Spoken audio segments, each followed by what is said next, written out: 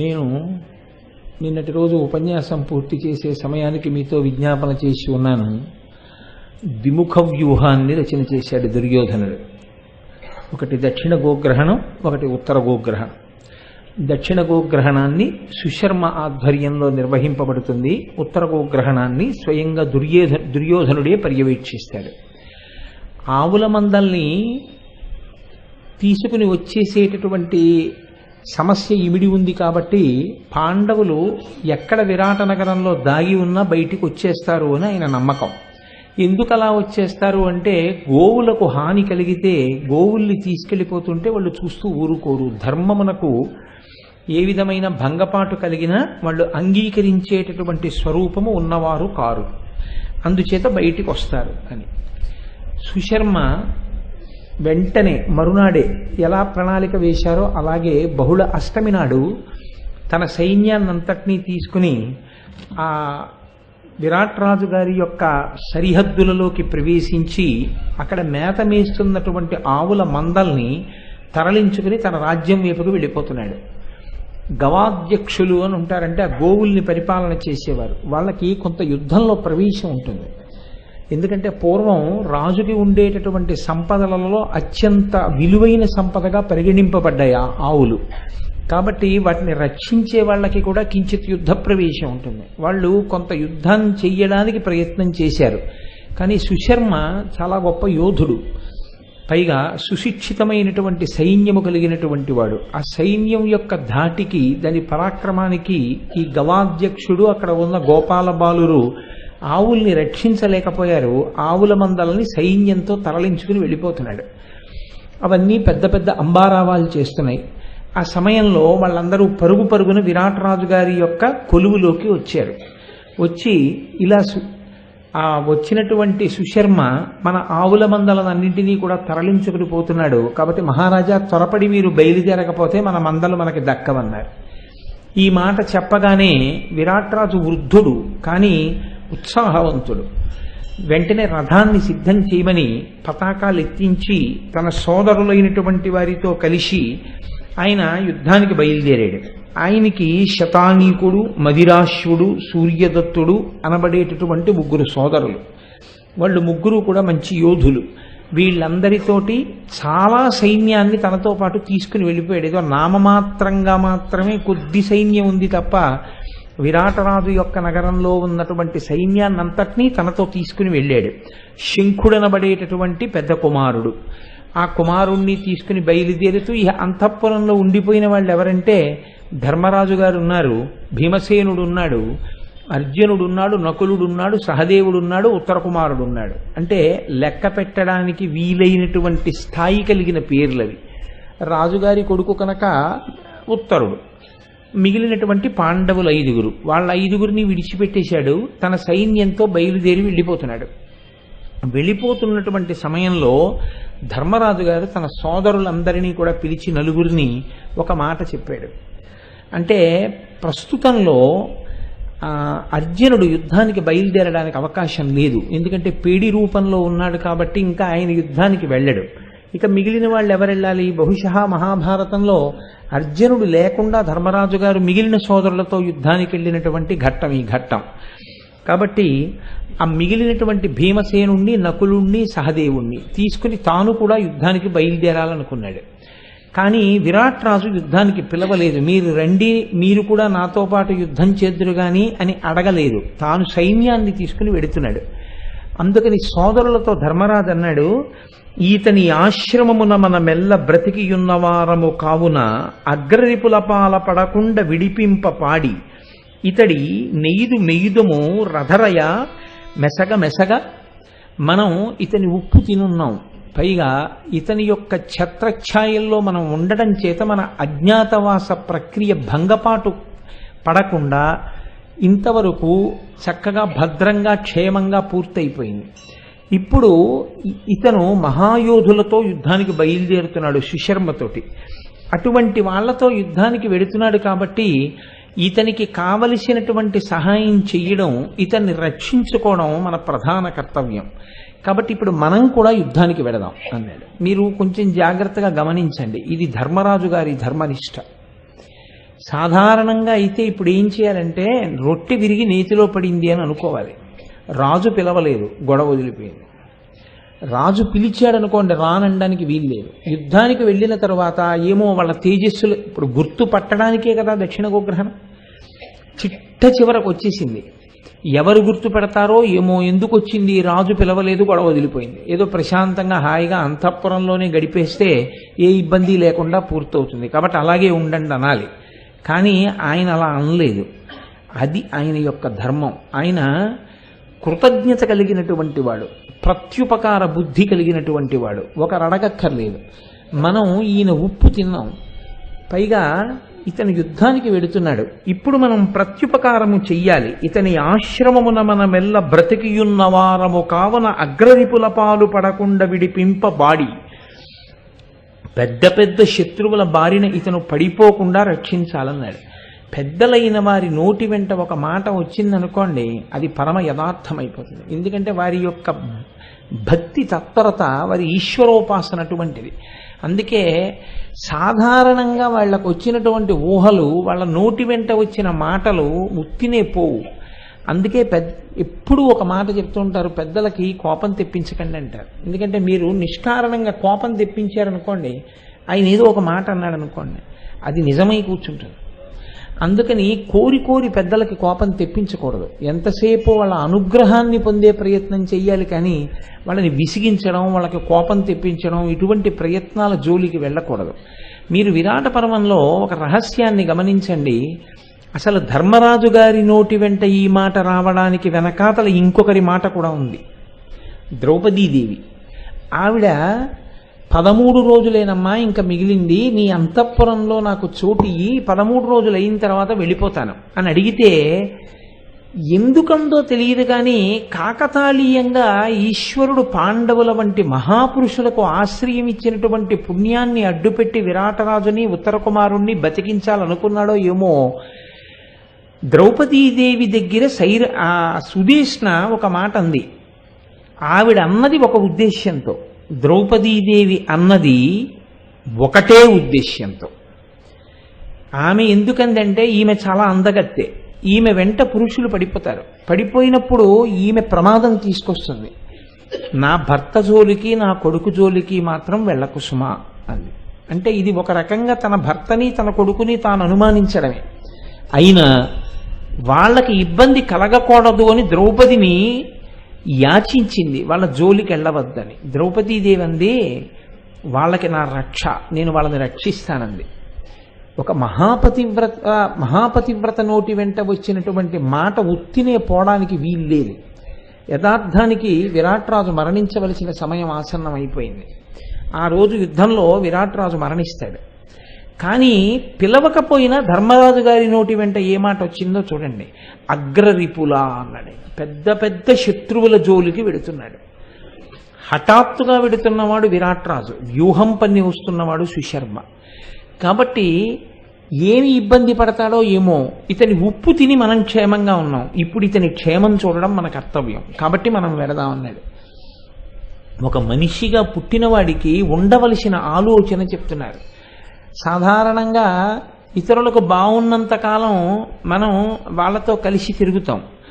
వాళ్ళకి ఏదైనా ఆపద వచ్చిందనుకోండి, వాళ్ళు మనని విస్మరించి ఉంటే అదే మనకు వరం అనుకుంటాం తప్ప, ఇబ్బంది పడైనా సరే వాళ్ళకి ప్రత్యుపకారం చెయ్యడం కోసం సిద్ధపడగలిగినటువంటి మనస్థితి అందరికీ ఉండదు. అది చాలా గొప్ప విషయం. నాకు ఒక విషయానికి ఒక్కొక్కసారి నాకే సిగ్గేస్తుంటుంది. నన్ను ఎందరో మా ఇంటికి వచ్చి, ఒక్కసారి గురువుగారు మా ఇంటికి వచ్చి పెళ్లికి అక్షతలు వేసి వెళ్ళిపోండి, కారు పట్టుకొస్తాం, 2 నిమిషాలు మిమ్మల్ని ఇబ్బంది పెట్టాం, వచ్చి అక్షతలు వేసి వెళ్ళండి చాలంటారు. కానీ నాకుండే కొన్ని ఇబ్బందుల చేత అలా సమర్థించుకోవడం కూడా తప్పేనేమో. నేను చాలా శుభకార్యాలకి వెళ్ళలేకపోతుంటాను, కావాలని మాత్రం కాదు. అవి ఎలాగోలా ఎగ్గొట్టేద్దామన్నది నా ఉద్దేశ్యం కాదు. ఏ పాట అవకాశం ఉన్నా వెడతాను, కానీ కొన్నింటికి నేను వెళ్ళలేకపోతుంటాను బతిమాలినా కూడా.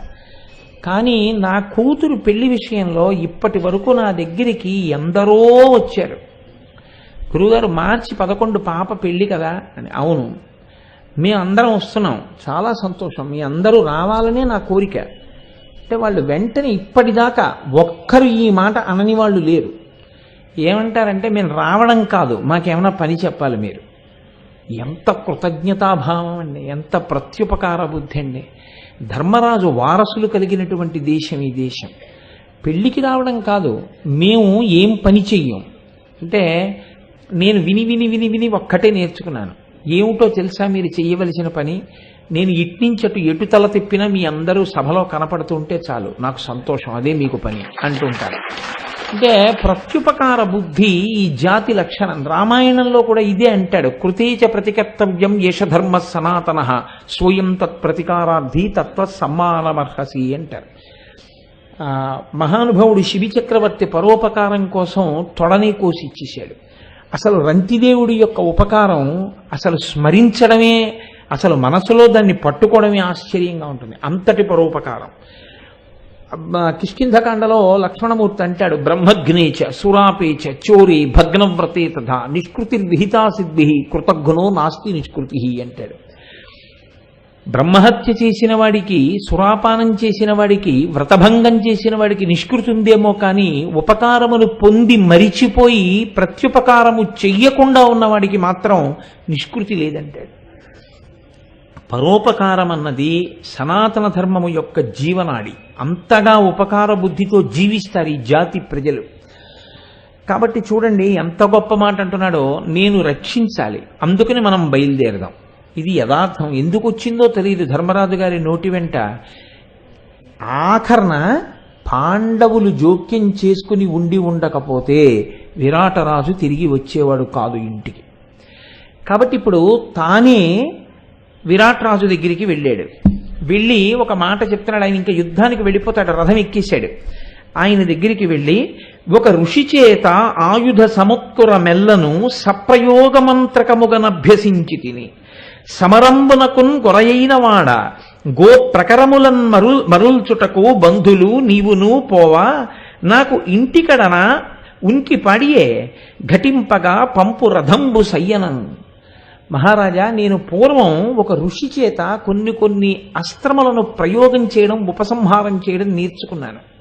కాబట్టి నేను యుద్ధానికి పనికొచ్చేటటువంటి స్వరూపం ఉన్నవాణ్ణి, నాకు ఆ సమర్థత ఉంది. గోవులను తరలించుకుని వెళ్ళిపోతున్నారు వాళ్ళు.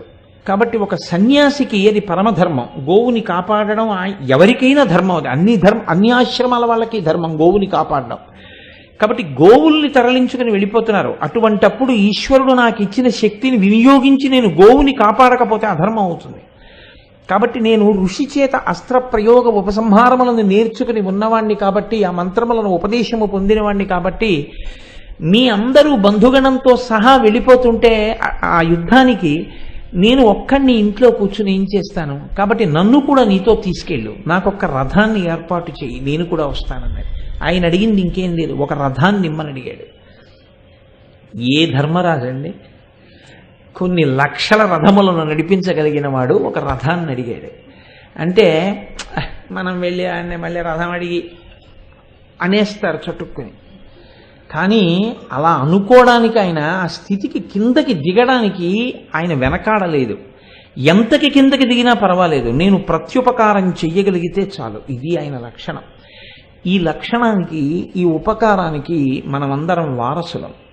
ఈ ప్రత్యుపకార బుద్ధి అన్నది ఎంత ముఖ్యమైనదో మనం గమనించదముగాక. ఈ మాట చెప్తే చాలా సంతోషించాడు విరాట్రాజు గారు. ఆయనకి అసలు కంకుభట్టుని చూస్తేనే సంతోషం. కాబట్టి వెంటనే ఒక రథాన్ని ఏర్పాటు చేయమని శతానీకుడితో చెప్పాడు. ఆయన అన్నాడు, ఆగాగు, నేనే కాదు నీతో ఒక మాట చెప్పాలి. మన వలలుండులావున బంటుతనమున జనులిరుంగగసడి సన్నవాడు మంచి మగండు దామగ్రంథి అసమ సంగ్రామ కేళీగాఢ కౌతుకుండు వినుము తంత్రీపాలుడును దుర్ద మారాతి మర్దన చాతుర్య మహితభుజుడు మున్నును వీరలు మువ్వురు కడకల కొలదులే నిరుగుదు కొంత కొంత యొక్క దగునట్టి ఉరదంబు నిల్చి వీరి ననికి దోకొనిపోక కార్యంబు నాకు చూడా అనవుడు మిదినీషుండు హర్ష నిర్భరాత్మకుడై శతానీకు చూచి.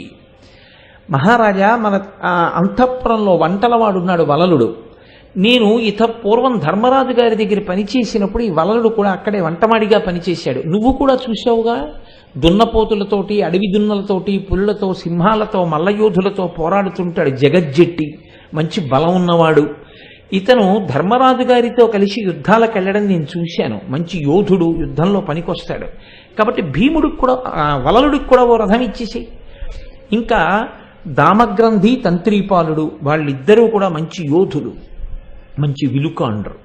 వాళ్ళకి కూడా 2 రథాలు ఇస్తే నీకు యుద్ధంలో అక్కరకొస్తారు.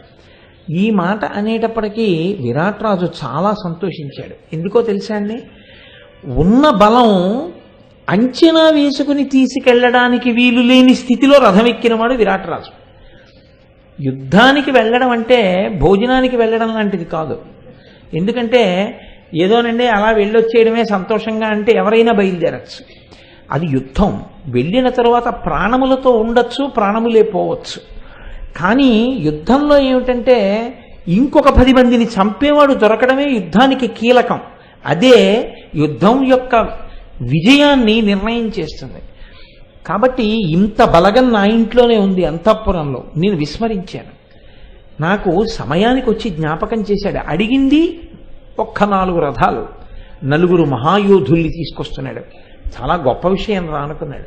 అనుకుని వెంటనే తమ్ముడు శతానీకుడిని పిలిచి 4 రథాలు ఏర్పాటు చేయమన్నాడు. 4కి 4 రథాలు ఇచ్చారు, ధనస్సులు ఇచ్చారు, ఆ తర్వాత బాణాలు ఇచ్చారు, గదలు ఇచ్చారు, తోమరములు ఇచ్చారు, అన్నీ ఇచ్చారు. ఆ రథాలు ఎక్కారు. విరాట్ రాజు గారితో పాటుగా యుద్ధానికి బయలుదేరారు. వెళ్ళి అక్కడ బ్రహ్మాండమైనటువంటి యుద్ధం ప్రారంభమైంది. ఎదురు చూస్తున్నది అందుకేగా. కేవలం గోవుల్ని మరల్చుకుని వెళ్ళిపోవడం ప్రయోజనమైతే గోవుల్ని మరల్చుకుని వెళ్ళిపోతారు కాదు. పాండవులు బయటపడాలి.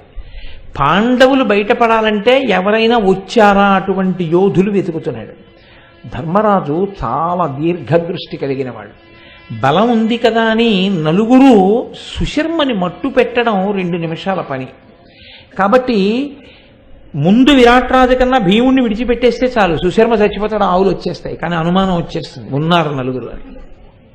కాబట్టి ఆయన ఏం అనలేదు, ఊరుకున్నాడు. యుద్ధం జరుగుతోంది. వీళ్ళు 4 ఎక్కడో ఉన్నారు. వాడు బాణం వేస్తే వీళ్ళో బాణం, వాడు కత్తెట్టి కొడితే వీళ్ళో కత్తెట్టి కొట్టడం, అంతవరకే. అంతకన్నా ఎక్కడా పౌరుష ప్రతాపాలు చూపించలేదు కాబట్టి గుర్తింపబడలేదు. యుద్ధంలో ఎప్పుడు తెలుస్తుందండి యోధులు వచ్చేసారు, పాండవులు ఉన్నారని అనుమానం ఎప్పుడు వస్తుంది? పాండవుల స్థాయి యుద్ధం జరిగితే. లేకపోతే వాళ్ళు ఎవరు లేరండి, మామూలుగానే జరుగుతోంది యుద్ధం అంటాం కదా. అందుకని మామూలుగానే యుద్ధం జరగనిచ్చాడు. అవసరం పడితే అప్పుడు జోక్యం చేసుకోవాలి. ఆ అవసరం పడలేదనుకోండి ఊరుకుంటాడంతే. అవసరం పడుతోందా అన్న దాని మీద మాత్రం కన్నేసి ఉన్నాడు ధర్మరాజు. ఆ పని మాత్రం భీముడు, నకులుడు, సహదేవుడు చేయడు. ఇది ధర్మం అంటే. అన్నయ్య చూస్తాడు ఆ విషయం. అన్నయ్య చెప్తాడు, పిలిచి ఒరేయ్ మీరు వెళ్ళి వాళ్ళని లాగి బారేయండి అన్నాడు అనుకోండి, అప్పుడు వెళ్తారు వాళ్ళు. అప్పటి వరకు వాళ్ళు వెళ్ళరు. వాళ్ళు ఏదో మామూలు యుద్ధం చేసుకుంటూ పోతున్నారు. ఈలోగా విరాట్ రాజు, సుశర్మ ఎదురుపడ్డారు ఒకళ్ళకొకళ్ళు. ఎదురుపడి ఇద్దరి మధ్య తీవ్రమైనటువంటి యుద్ధం జరిగింది. అకస్మాత్తుగా విరాట్ రాజు గారి రథాన్నంతటినీ కూడా సుశర్మ సైన్యాలు చుట్టుముట్టి కన్ను మూసి కన్ను తెరిచే లోపల ఆయన రథచక్రాలు పడగొట్టారు, గుర్రాలు చంపేశారు, ఆ సారథిని చంపేశారు, ఆ పతాకాన్ని పడగొట్టేశారు. సుశర్మ ఒక్క దూకి విరాట్ రాజు గారి యొక్క రథం మీదకి ఆయన్ని ఒడిసి పట్టి బందీగా చేసి తన రథం మీద కూర్చోబెట్టుకుని తీసుకెళ్ళిపోతున్నాడు. శంఖాలు మోగాయి, విజయదుందుబులు మోగాయి, రాజు పట్టుబడిపోయాడు, తీసుకెళ్ళిపోతున్నాడు. ఇప్పుడు చూశాడు ధర్మరాజు గారు. ఇప్పుడు కావాలి, అవసరం వచ్చింది, వెళ్ళిపోతున్నాడు. విరాట్ రాజుని తీసుకెళ్తున్నాడు. భీముణ్ణి పిలిచాడు, నకుల సహదేవుల్ని పిలిచాడు. ఒరే విరాట్ రాజుని తీసుకెళ్ళిపోతున్నారు, మనం ఉండగా అలాంటి పని జరగడానికి వీలు లేదు. కాబట్టి వెళ్ళి సుశర్మని ఓడించండి, చంపేయమని చెప్పలేదు, ఓడించి విరాట్ రాజుని తీసుకొచ్చేయండి అన్నాడు. అంతే. ఇంకెంత సంతోషం భీమసేనుడికి. వెంటనే అక్కడ పక్కకి వెళ్ళిపోయి గబగబా ఒక మహావృక్షాన్ని పెరికేస్తున్నాడు. ధర్మరాజు నవ్వుతూ అన్నాడు, ఇదే వచ్చింది భీమసేన, అంతంత చెట్లు పీకేస్తే ఏమంటారు? దేవుడు వచ్చాడని చెప్పేస్తారు. నీకే అలవాటు. ఉత్తర క్షణం ఆ సైన్యంలో ఒక వ్యక్తి అకస్మాత్తుగా ఒక మహావృక్షాన్ని పెకలించి భుజం మీద వేసుకొచ్చి కొట్టేశాడు సుశర్మనంటే భీముడే, అయిపోయింది అజ్ఞాతవాసం. అలా వెళ్ళకు, మామూలు యోధుల్లా వెళ్ళి సామాన్య యోధుడిలా వెళ్ళి యుద్ధం చేసి తీసుకురా విరాట్ రాజునన్నాడు. అలాగేనన్నాడు. నకుల సహదేవులు ఇద్దరూ భీమసేనుని యొక్క రథచక్రాలకి రక్షకులుగా ఉండగా సుశర్మ మీదకి వెళ్ళాడు యుద్ధానికి. వెళ్ళి సుశర్మతో యుద్ధం చేస్తుంటే విరాట్ రాజు గారు అదును చూసి వృద్ధుడైన మంచి ఉత్సాహవంతుడు ఆ రథం నుంచి కిందకి దూకి ఆ రథంలో గద తీసి సుశర్మని కొట్టాడు. ఈలోగా భీమసేనుడు సుశర్మని ఓడించి పెడరెక్కలు విరిచి కట్టేశాడు. ఉత్తర క్షణంలో మారిపోయింది సన్నివేశం. అప్పటి వరకు సుశర్మ రథం మీద బంధీకృతుడైనటువంటి విరాట్ రాజు 2 నిమిషాల్లో విరాట్ రాజు గారి రథం మీద బంధీకృతుడైనటువంటి సుశర్మ. అయిపోయింది యుద్ధం. భేరీలు మోగించారు, శంఖాలు. అప్పటికి 10 నిమిషాల ముందు వాళ్ళు మోగించారు, 10 నిమిషాల తర్వాత వీళ్ళు మోగించారు, తీసుకెళ్ళిపోతున్నారు సుశర్మని. అంతే, ఎక్కడ సైన్యం అక్కడ అయిపోయింది. ఇంకేమిటి, రాజు పట్టుబడిపోయాక అయిపోయింది యుద్ధం. ఇప్పుడు ముందు గోవుల మందల్ని మరల్చి రాజ్యంలోకి పంపించేసేయండి విరాట్ నగరానికి అన్నారు. ఆవుల మందలన్నీ వెనక్కి వెళ్ళిపోయాయి తమ రాజ్యంలోకి. వెళ్ళిపోయిన తరువాత ధర్మరాజు గారు వచ్చారు. విరాట్ రాజు ధర్మరాజు వంక చూశాడు. చూసి రథం మించి కిందకి దిగే అన్నాడు, మానము ప్రాణము కాచితివి, దీనికి సరిగాగా నీ మదికి ప్రియమొసగంగా నాకు చేయనయ్యడు, దాని నెరుగుగాన మత్పదము గైకొనవే. నా గౌరవం పోయింది. నేను ఎప్పుడు బంధీకృతుడని అయిపోయానో అప్పుడే నా గౌరవం అంతా పోయింది. పరాయి రాజుకి దక్కాను కాబట్టి ఇంకొక 10 అడుగులు వేసిన తర్వాత నా కంఠం కోసేస్తాడు, లేదా నన్ను తీసుకెళ్లి కారాగారంలో పెడతాడు. ఇక బతికినా చచ్చినట్టే లెక్క, ఎంతో కాలం ఉండను. నా మానము ప్రాణము 2 కాపాడావు. మానము ప్రాణము కాచితివి, దీనికి సరిగాగా నీ మదికి ప్రియమొసగంగా నాకు చేయనయ్యడు. ఇప్పుడు నీ మనసుకి ప్రీతికరమైనటువంటి పని ఏదైనా నేను చెయ్యాలి, ప్రత్యుపకారం. నాకేం తెలియట్లేదు, నాకేం చెయ్యాలో అర్థం కావట్లేదు. అసలు నా మీద నీకెందుకు ఇంత ప్రేమ, నన్ను ఎందుకు కాపాడావు? నాకు చాలా ఆశ్చర్యంగా ఉంది. నీకు ప్రత్యుపకారం నేను చెయ్యలేను, ఒక్క కోరిక కోరుతాను, తీరుస్తావా? విరాట నగరానికి వెళ్ళగానే నీకు పట్టాభిషేకం చేసేస్తాను, నువ్వు కూర్చో సింహాసనంలో, నీ పాదములొత్తుతూ నేను సేవ చేస్తానన్నాడు. విరాట్ రాజు అంత పెద్ద మనసున్నవాడు, ఆయనకి ఆ పెద్ద మనసుంది. లేకపోతే విరాట్ రాజు గారి కొలువులోకి వెళ్ళడానికి ధర్మరాజు అంగీకరించాడు. అని ఒడలు సిరియును నాకు నీ యొసగినవి యకాన తెగ సమర్పించదా, కరుణ నీవు సమ్మతించి ఈ మత్స్యదేశంబు కావు, పంచి పనిగొని నన్ను రక్షించుకొనుము. ఈ రాజ్యంలో ఉన్నటువంటి సిరి సంపద సమస్తం నీదే.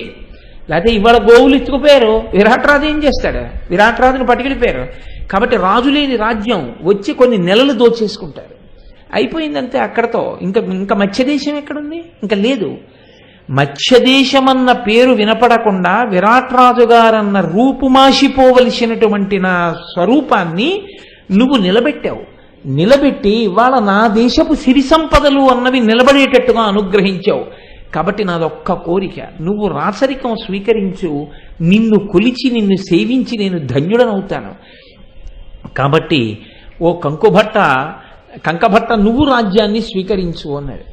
అంటే ఆయన నవ్వి అన్నాడు, నాకు రాజ్యం ఎందుకయ్యా, నువ్వే రాజ్యం చెయ్యి, నేను చక్కగా నీ దగ్గర ఇలాగే కొలువు చేస్తూ ఉంటాను. కానీ నువ్వు వరం కోరుకోమన్నావు కాబట్టి నేను ఒక్క 2 వరాలు అడుగుతాను ఇమ్మన్నాడు. ఎంత వినయంగా మాట్లాడతాడో చూడండి ధర్మరాజు గారు. ఇది మనిషికి చాలా చాలా అవసరం. ఎదగడం గొప్పతనం కాదండి, ఎదగడం ఈశ్వరానుగ్రహం.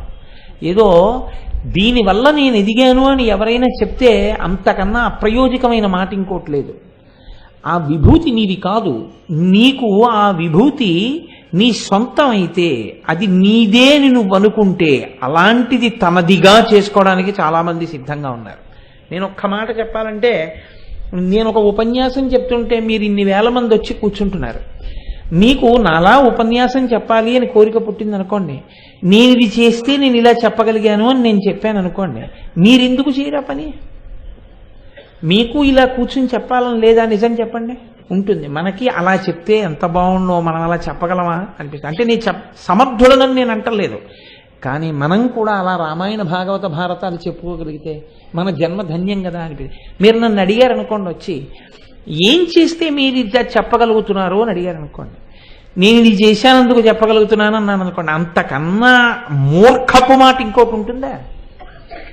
అప్పుడు ఎంతమంది కోటేశ్వరరావులైనా తయారవచ్చు, ఎంతమంది మహాత్మా గాంధీలైనా తయారవచ్చు, ఎంతమంది నెహ్రూలైనా తయారు కావచ్చు, ఎంతమంది పికాసోలైనా తయారు కావచ్చు, ఎంతమంది ధర్మరాజులైనా తయారు కావచ్చు. కాదు, నేను తయారవడానికి నేను చేసినదన్నదేం లేదండి.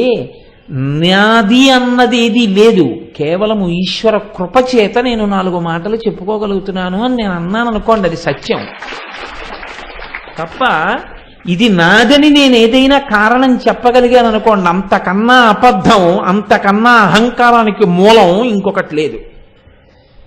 భూమి పల్లంగా ఉన్నంతసేపే నీరు వచ్చి నిలబడుతుంది. నువ్వు ఇలా తల ఉంచితేనే ఈశ్వరానుగ్రహం నీకు కలుగుతుంది. స్విచ్ అయినా కిందకేస్తేనే లైట్ వెలుగుతుంది, పైకేస్తే లైట్ ఆరిపోతుంది. ధనస్సు అయినా వంగితేనే ప్రత్యర్థిని కొడుతుంది, ధనస్సు పైకి లేస్తే ఇక కొట్టలేదు. గడ్డి పరకైనా వంగితేనే వరదలో కొట్టుకుపోకుండా నిలబడుతుంది. ఏదైనా వంగడంలో గొప్పతనం ఉంది, నిలబడ్డంలో పడిపోవడం ఉంది. ఇది మనకి సనాతన ధర్మం నేర్పుతుంది. ఇంత రక్షించగలిగిన ధర్మరాజు తాను వినయంతో ప్రార్థన చేశాడు తనకి ఒక 2 కోరికలు తీర్చమని. ధర్మరాజే అంత వినయంగా మాట్లాడితే నీకేమి వినయంగా నిలబడి మాట్లాడడానికి, నీ స్థితిని నువ్వు గుర్తిరిగి ఒకరి ముందు నువ్వు వినయంగా నిలబడి మాట్లాడడానికి నీకేమిటి కష్టం? అయిందానికి కాందానికి ఏదో ఒక విభూతి జ్ఞాపకానికి వచ్చేసి నేను ఇంతవాణ్ణి నేను అంతవాణ్ణి అని అపోహ పెంచేసుకుని నువ్వు ఎవరితో కలవలేక ఎప్పుడూ నేను గొప్పవాణ్ణనేటటువంటి ఒక గోరోచనంతో అలాగే జీవిస్తూ ఆ అహంకారంతో పడిపోవడం వల్ల వచ్చేటటువంటి ప్రయోజనం ఏమిటి? నాదన్నది ఏదైనా ఉంటే ఈశ్వరుడు ఇచ్చిందన్న ఒక్క మాట అంటే ఇంక నీదేం లేదు కాబట్టి నువ్వు తలంచడానికి ఏమీ అడ్డురాదు. నీదన్నది ఒకటి ఉందనుకున్న నాడే నువ్వు తలంచడానికి ఇబ్బంది వస్తుంది కదా. అది మనకి భారతం నేర్పుతుంది. అలా ఉంచాడు కాబట్టే ధర్మరాజు అంత గొప్పవాడయ్యాడు. నేను అడిగే 2 వరాలు, ఒకటి సుశర్మని విడిచిపెట్టేసేయమన్నాడు, మనం తీసుకెళ్ళద్దు. ఇప్పుడు తీసుకువెడితే త్రిగర్త దేశం విరాట్ రాజుకు చెందుతుంది. ఎందుకంటే రాజుని ఓడించాడు కాబట్టి ఆ రాజ్యం ఈయనకి కలిసిపోతుంది. ఆయన కట్టుకున్నది ఏమిటి? కాషాయం, సన్యాసి వేషంలో ఉన్నాడు. సన్యాసి ఎప్పుడూ ఏం మాట్లాడాలి? భూతదయే మాట్లాడాలి. యుద్ధం వచ్చింది, గోవుల్ని మరల్చాలి, హింస జరిగింది, అది ప్రధాన ప్రయోజనానికి అనుషంగిక ప్రయోజనం, తప్పదప్పుడు ఇంకా.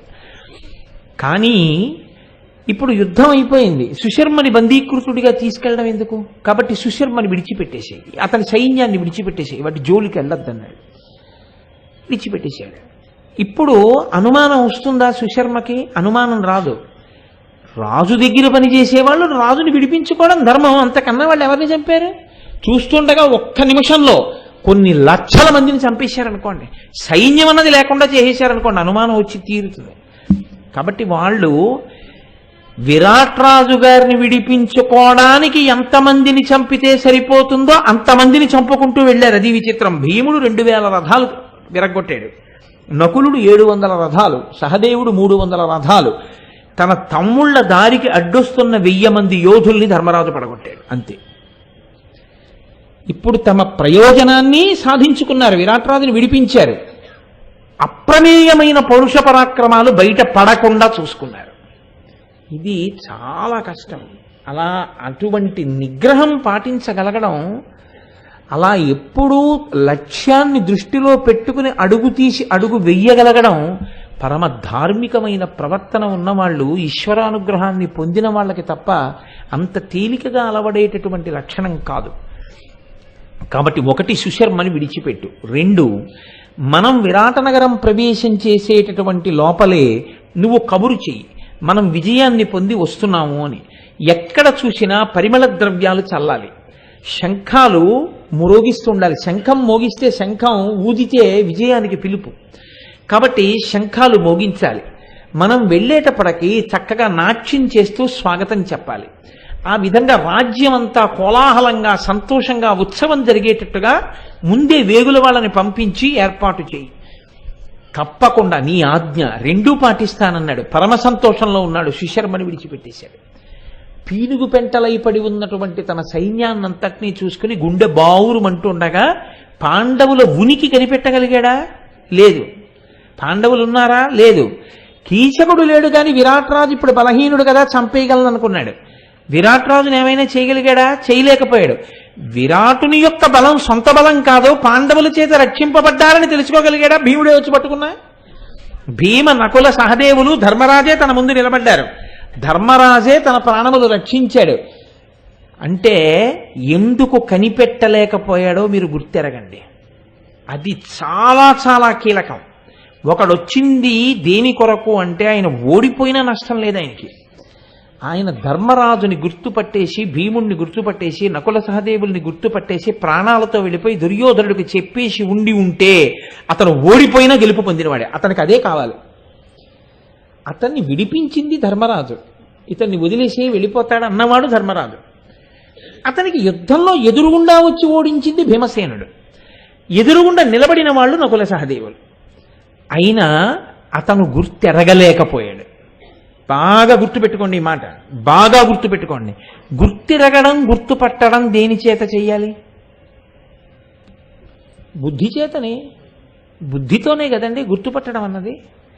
బుద్ధి అంత బాగా పని చెయ్యాలంటే ధియో యోన ప్రచోదయాత్, బుద్ధి బాగా పని చెయ్యాలంటే ఎవరి మీద ఆధారపడుతుంది? ఈశ్వరుడి మీద ఆధారపడుతుంది. ఈశ్వరుడు గుర్తుపట్టగలిగాడన్న కీర్తిని అతనికి ఇవ్వాలంటే అమ్మవారు యశస్విని కీర్తినిచ్చేది ఆవిడ. ఇప్పుడు ఆ కీర్తి ఈయనకి ఇవ్వడానికి ఈయనకున్న ధర్మం ఏముందని ఇవ్వాలి? పాండవుల్ని గుర్తుపట్టడం కోసమని ధార్మికమైన జీవనం చేస్తూ మాటకి కట్టుబడి అజ్ఞాతవాసం చేసుకున్న వాళ్ళని బయటికి లాగి 12 ఏళ్ళు అరణ్యవాసం, 1 సంవత్సరం అజ్ఞాతవాసం చేయించడానికి నీకు ప్రత్యక్ష వైరం లేకపోయినా దుర్యోధనుడి కోసం నువ్వు నీ సైన్యాన్ని తీసుకుని గోవుల్ని మరలుస్తావా? వాటిని ఖేదపడతావా? నీవింత అధార్మికుడవా? ధర్మరాజు అంత ధార్మికుడా? ఒకవేళ తాము బయటపడిపోతే అందులో ఆ విషయాన్ని లెక్కలోకి తీసుకోలేదు ధర్మరాజు. పరోపకారం కోసం మాకు కష్టం వచ్చినా పర్వాలేదన్నాడు. అన్నయ్య ఇలాంటి మాటలే చెప్పావు, పంపలు అడిపోయాయి అని అన్నారా తమ్ముళ్ళు? అన్న మాట ఔదుల దాల్చడమే అన్నారు.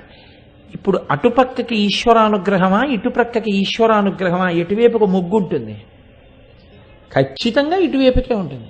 ఇటువైపుకే ఉన్నప్పుడు తనకి ఏది పరమ ప్రయోజనమో అది తన కళ్ళ ముందు కనపడినా తను గుర్తుపట్టగలిగాడా? గుర్తుపట్టలేకపోయాడు. తన ఇంట్లో తాను నివసిస్తున్నటువంటి ఇంటి నేల కింద పెద్ద పాతు ఉన్నా, బంగారు బిందెలున్నా ఉన్నాయని తెలియక ఆ ఇంటిలోనే అడుక్కు తిన్న అన్నం తీసుకొచ్చి తిని దరిద్రం అనుభవిస్తున్నవాడు ఎటువంటి వాడో సుశర్మ అటువంటి వాడు కాదా? మీరు చెప్పండి. ఎందుకు వచ్చాడు దక్షిణ గోగ్రహణానికి? పాండవుల కోసమే వచ్చాడు, గోవుల కోసం కాదు. యథార్థానికి దక్షిణ గోగ్రహణం పాండవుల్ని గుర్తుపట్టడానికి మిష. గోవులు పోయాయి, ఓడిపోయాడు, విడిచిపెట్టబడ్డాడు, ఎదురుగుండా వచ్చిన పాండవుల్ని గుర్తుపట్టలేకపోయాడు. మీరు బాగా గుర్తుపడుతుండండి. నీ చెప్పిన మాటల్ని బాగా దృష్టిలో పెట్టుకోండి. మరి ఎవరు గుర్తుపట్టాలి పాండవుల్ని? ఎవరైనా ఒకళ్ళు గుర్తుపట్టాలి కదండి ఎప్పుడో అప్పుడు.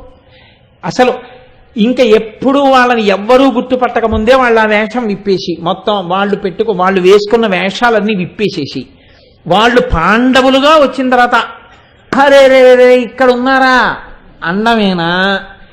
అసలు మారు వేషంలో ఉండగా వీళ్ళు పాండవులే అన్నవాడు ఎవడైనా ఉన్నాడా భారతంలో? ఇది మీరు బాగా దృష్టిలో పెట్టుకుని వింటూ ఉండండి విరాట పర్వాన్ని. ఎందుకో తెలుసా అండి? అలా ఎవడైనా అంటే వాడు పరమ ధర్మాత్ముడని గుర్తు. వాడి ధర్మం ఎంత గొప్పదంటే ధర్మాత్ములైన పాండవుల ఉనికిని గుర్తుపట్టేయగలిగినంత ధర్మం, అంత శక్తి ఆయనకు ఉందన్నమాట. అంతే, అంత ఈశ్వరానుగ్రహాన్ని పొందాడు. అజ్ఞాతవాసంలో ఉన్న పాండవుల్ని కూడా గుర్తుపట్టగలడు. ఆయన ప్రజ్ఞ అది. అంటే అంతటి మహాపురుషుడు అనమాట ఆయన. అటువంటి వాడు ఎవడైనా ఉంటాడా? పాండవులంతటా పాండవులు వేషాలు విప్పే లోపల ఇప్పటి వరకు అవకాశం ఉన్న విరాట్రాజు కానీ, విరాటనగర ప్రజలు కానీ, సుదేష్ణ కానీ, సుశర్మ సైన్యం కానీ సాధించలేకపోయాయి. కాబట్టి ఏం గుర్తుపడుతుండాలి మీరు? దక్షిణ గోగ్రహణం ఆవులు కాదు, పాండవులు ఆ వేషాలు విప్పే సమయం వచ్చేసింది. ఇంకొక కొన్ని గంటలంతే అయిపోతుంది. గుర్తుపట్టిన వాళ్ళు ఎవరైనా ఉన్నారా? ఎవరు లేరు. ఉంటారా? ఇది గమనించాలి మీరు. ఇక లేదా అవకాశం, మూసిపోయే తలుపులు. ఎందుకో తెలుసా అండి? అయిపోయింది అజ్ఞాతవాసం. అజ్ఞాతవాసం ఇప్పుడు నేనన్నానే ఈ మాట దగ్గర పాండవుల అజ్ఞాతవాసం పూర్తయిపోయింది. కాబట్టి ఇప్పుడు ఇక గుర్తుపట్టడం అనే సమస్య ఎవరికైనా వస్తుందా? రాదు. కానీ ఒక కొసమెరుపు ఒకటి ఉంది విరాట పర్వంలో. ఆ కొసమెరుపు దేనికో తెలుసా అండి? అసలు పెద్ద రహస్యం ఏమిటంటే, ఎవరైనా గుర్తుపట్టగలిగిన వాడు ఉన్నాడా? ఒకవేళ ఇంకా వాళ్ళ వేషంలో ఉంటే గుర్తుపట్టేవాడు ఉంటాడా? ఇప్పుడు మీకు ఇంకొక అవకాశం ఎవరి వైపు నుంచి? సమస్త కౌరవులు. ఎవరు వేగుల వాళ్ళని పెట్టి వెతుకుతున్నాడో ఆ దుర్యోధనుడే వస్తాడు ఉత్తరగోగ్రహణానికి కదా. ఇప్పుడు ఆయన ఉత్తరగోగ్రహణానికి వెళ్ళినప్పుడు మీరు తెలియని వారు ఏం కాదు, కథంతా ఎవరెడతారు? అర్జునుడు ఎడతాడు. అర్జునుణ్ణి పసిగట్టలేకపోవడం అన్నది ఉండదు. విరాట్ రాజు అంతటి వాడు పసిగట్టేశాడే. మీకు మొట్టమొదటి రోజు ఉపన్యాసాల్లో నేను చెప్పా, ఇవి తీసేసి ఇవి కలిపితే నువ్వెవరో మహాయోధుల్లా ఉన్నావు అన్నాడు. నువ్వు వేసుకున్న శంఖం గాజులు తీసి కంకణాలు వేసి, నీ ఎడం చేతిలో ధనస్సు పెట్టి కుడి చేతిలో బాణం పెట్టి, నువ్వు ఒక పట్టుపంచ కట్టుకుని, నువ్వు కిరీటం పెట్టుకుని, నువ్వు ఒక రథం మీద నిలబడితే 3 లోకముల చేత నమస్కరింపబడవలసిన వాళ్ళ ఉన్నావు. నువ్వు కేవలం పేడివాళ్ల లేవే అన్నాడు. అంతకన్నా గుర్తుపట్టలేకపోయాడు. ఇంత తేజస్సు ఉన్నప్పుడు మరి కౌరవులు గుర్తుపట్టాలి కదండి అర్జునుడు ఈయనేనని. ఎవడు వెతికిస్తున్నాడో వాడి కర్మ వాడన్నా గుర్తుపట్టద్దు దుర్యోధనుడు. వచ్చింది అనుమానపు చూపుల కోసం కదా. అటువంటి వాడి ఎదురుగుండా ఉత్తరగోగ్రహణంలో అర్జునుడు వస్తే గుర్తుపట్టలేకపోయాడు. మరి ఎవరైనా ఉన్నారా? మొత్తం కౌరవుల్లో కనీసం ఒక్కడు గుర్తుపట్టేవాడు ఉన్నాడా? ఉన్నాడు. ఎవరో మీరు విందురు గాని, ఎక్కడో మీరు విందురు గాని, ఎలా గుర్తుపట్టాడో మీరు విందురు గాని. గుర్తుపట్టి అర్జునుడు అనేశాడు అనుకోండి, అప్పుడు ఇంకో ప్రమాదం ఉంది. అలా అనకుండా ఎలా మాట్లాడాడో మీరు విందురు గాని. అందుచేత ఆయన పాండవుల ధర్మం ఎంత గొప్పదో అంత గొప్ప ధర్మాత్ముడై నిలబడిపోయాడు. మీకు నేను చెప్పాలి అంటే దీనికి సమాధానం సగం మీ చేతిలో ఉంది ఇప్పటికే. ఎందుకని? ఎవ్వరూ చెప్పలేంది ఒక ఆయన చెప్పేశాడు, పాండవులు ఉన్న చోట గోవులు పాడి పంట బాగుంటాయి, అక్కడ ఉంటారు రా అన్నాడు. ఆయనే చెప్పగలడు, భీష్ముడు చెప్పగలడు. అందుకు కదండి ఆయనకి ఇప్పటికీ భీష్మాష్టమి నాడు తర్పణలు ఇస్తాం. అంటే ధర్మం ఎంత గొప్పదో చూపిస్తుంది భారతం. నువ్వు దేన్ని నమ్ముకుంటావు? నువ్వు మిగిలినవి ఏవి నమ్ముకున్నా నీకు అక్కడికొచ్చేవి కావు. కౌరవులు ఎన్ని ఉన్నాయి? అందుకే దెప్పి పొడిచాడు తిక్కన గారు. ఆభరణములు ఉరుసుకుని తెగి కింద పడినవి అలా పడిపోయి ఉన్నాయి కొన్ని వేలు. గుర్తుపట్టగలిగిన ప్రజ్ఞ ఉందా? లేదు. ఆపద తప్పించుకోగలిగిన ప్రజ్ఞ ఉందా? లేదు. పాండవులు ఎలా తప్పించుకున్నారు? ద్రోణుడు చెప్పాడు నిన్న. వాళ్ళకి పెద్దల యొక్క ఆశీర్వచనం ఉందయా, ధార్మికమైన ప్రవర్తన ఉంది, వాళ్ళకి ఆపద ఏమిటన్నాడు. ఏది పట్టుకోవాలో ఇప్పుడు మీరు తెలుసుకోవాలి. విరాట పర్వం చదువుకున్నాక ఏది పట్టుకున్నా రక్షణ కాదు, ధర్మమే రక్షణ. ధర్మమే ఈశ్వరుడు. ధర్మమే మీకు భగవదనుగ్రహము కలగడానికి ఆలంబనము. అదొక్కటి వదిలిపెట్టి మిగిలినవి ఎన్ని పట్టుకున్నా నిరుపయోగము. అదొక్కటి పట్టుకుని ఎన్నిటిని విడిచిపెట్టేయడానికి సిద్ధపడ్డా మిమ్మల్ని ఈశ్వరుడు కాపు కాచి వదలాలనుకున్నవి మీకు ఇస్తూనే ఉంటాడు. పోతే పోని 12 ఏళ్ళు మళ్ళీ వస్తే రాని అనుకున్నా కాపాడా లేదా? ఎవరు గుర్తుపట్టకుండా రాజ్యం ఇప్పించి మళ్ళీ చక్రవర్తిని చేశాడా లేదా? కురుక్షేత్రంలో అందరినీ పడగొట్టించి. ఇది భగవదనుగ్రహం కలగడానికి మార్గం. ఏ మార్గం భగవదనుగ్రహం కల్పిస్తుందో ఆ మార్గాన్ని మహాభారతం చెప్తుంది. అందుకని ఇతిహాసమైంది. భారతీయుల జీవనాడి అందుకే రామాయణ భారత భాగవతాల్లో ఉంది అని చెప్పడానికి కారణం అది. కాబట్టి ఇప్పుడు విరాట్ రాజు వెళ్ళిపోయాడు విరాట్ నగరానికి. చాలా సంతోషంగా ఉన్నాడు. స్వాగత సత్కారాలు నిలిపారు. లోపలికి వెళ్ళిపోయాడు. పరమ సంతోషంతో ఉన్నాడు. ఈలోగా మరునాడు సూర్యోదయం అయింది. పొలిమేరల నుంచి రాజు చేరాలి విరాట్ నగరంలోకి. సూర్యోదయం అయ్యేసరికి దుర్యోధనుడు స్వయంగా, దుర్యోధనుడు, కర్ణుడు, దుశ్శాసనుడు, శల్యుడు, ఆ తర్వాత మరి భీష్మాచార్యుల వారు, ద్రోణాచార్యుల వారు, కృపాచార్యుల వారు, ఇంతమంది మహాయోధులతో కూడినటువంటి సైన్యం దేనికి వెళ్ళింది విరాట్ నగరానికి? ఆవులు తోలుకు రావడానికి. మీరు బాగా గుర్తుపట్టండి, అదే కారణం. దానికి ఇంతమంది వెళ్ళాలా ఆవులు తోలుకు రావడానికి? పక్క ఊళ్ళో ఆవులు ఎత్తుకు రావడానికి భీష్మాచార్యుల వారు, ద్రోణాచార్యుల వారు ఎందుకండి? అది కాదు. ఏమిటి ప్రయోజనం? పాండవుల్ని గుర్తుపట్టడం. ఇంతమంది వెడితే ఎవడో ఓడు గుర్తుపడతాడేమో. ఇది ఎలా ఉంటుందంటే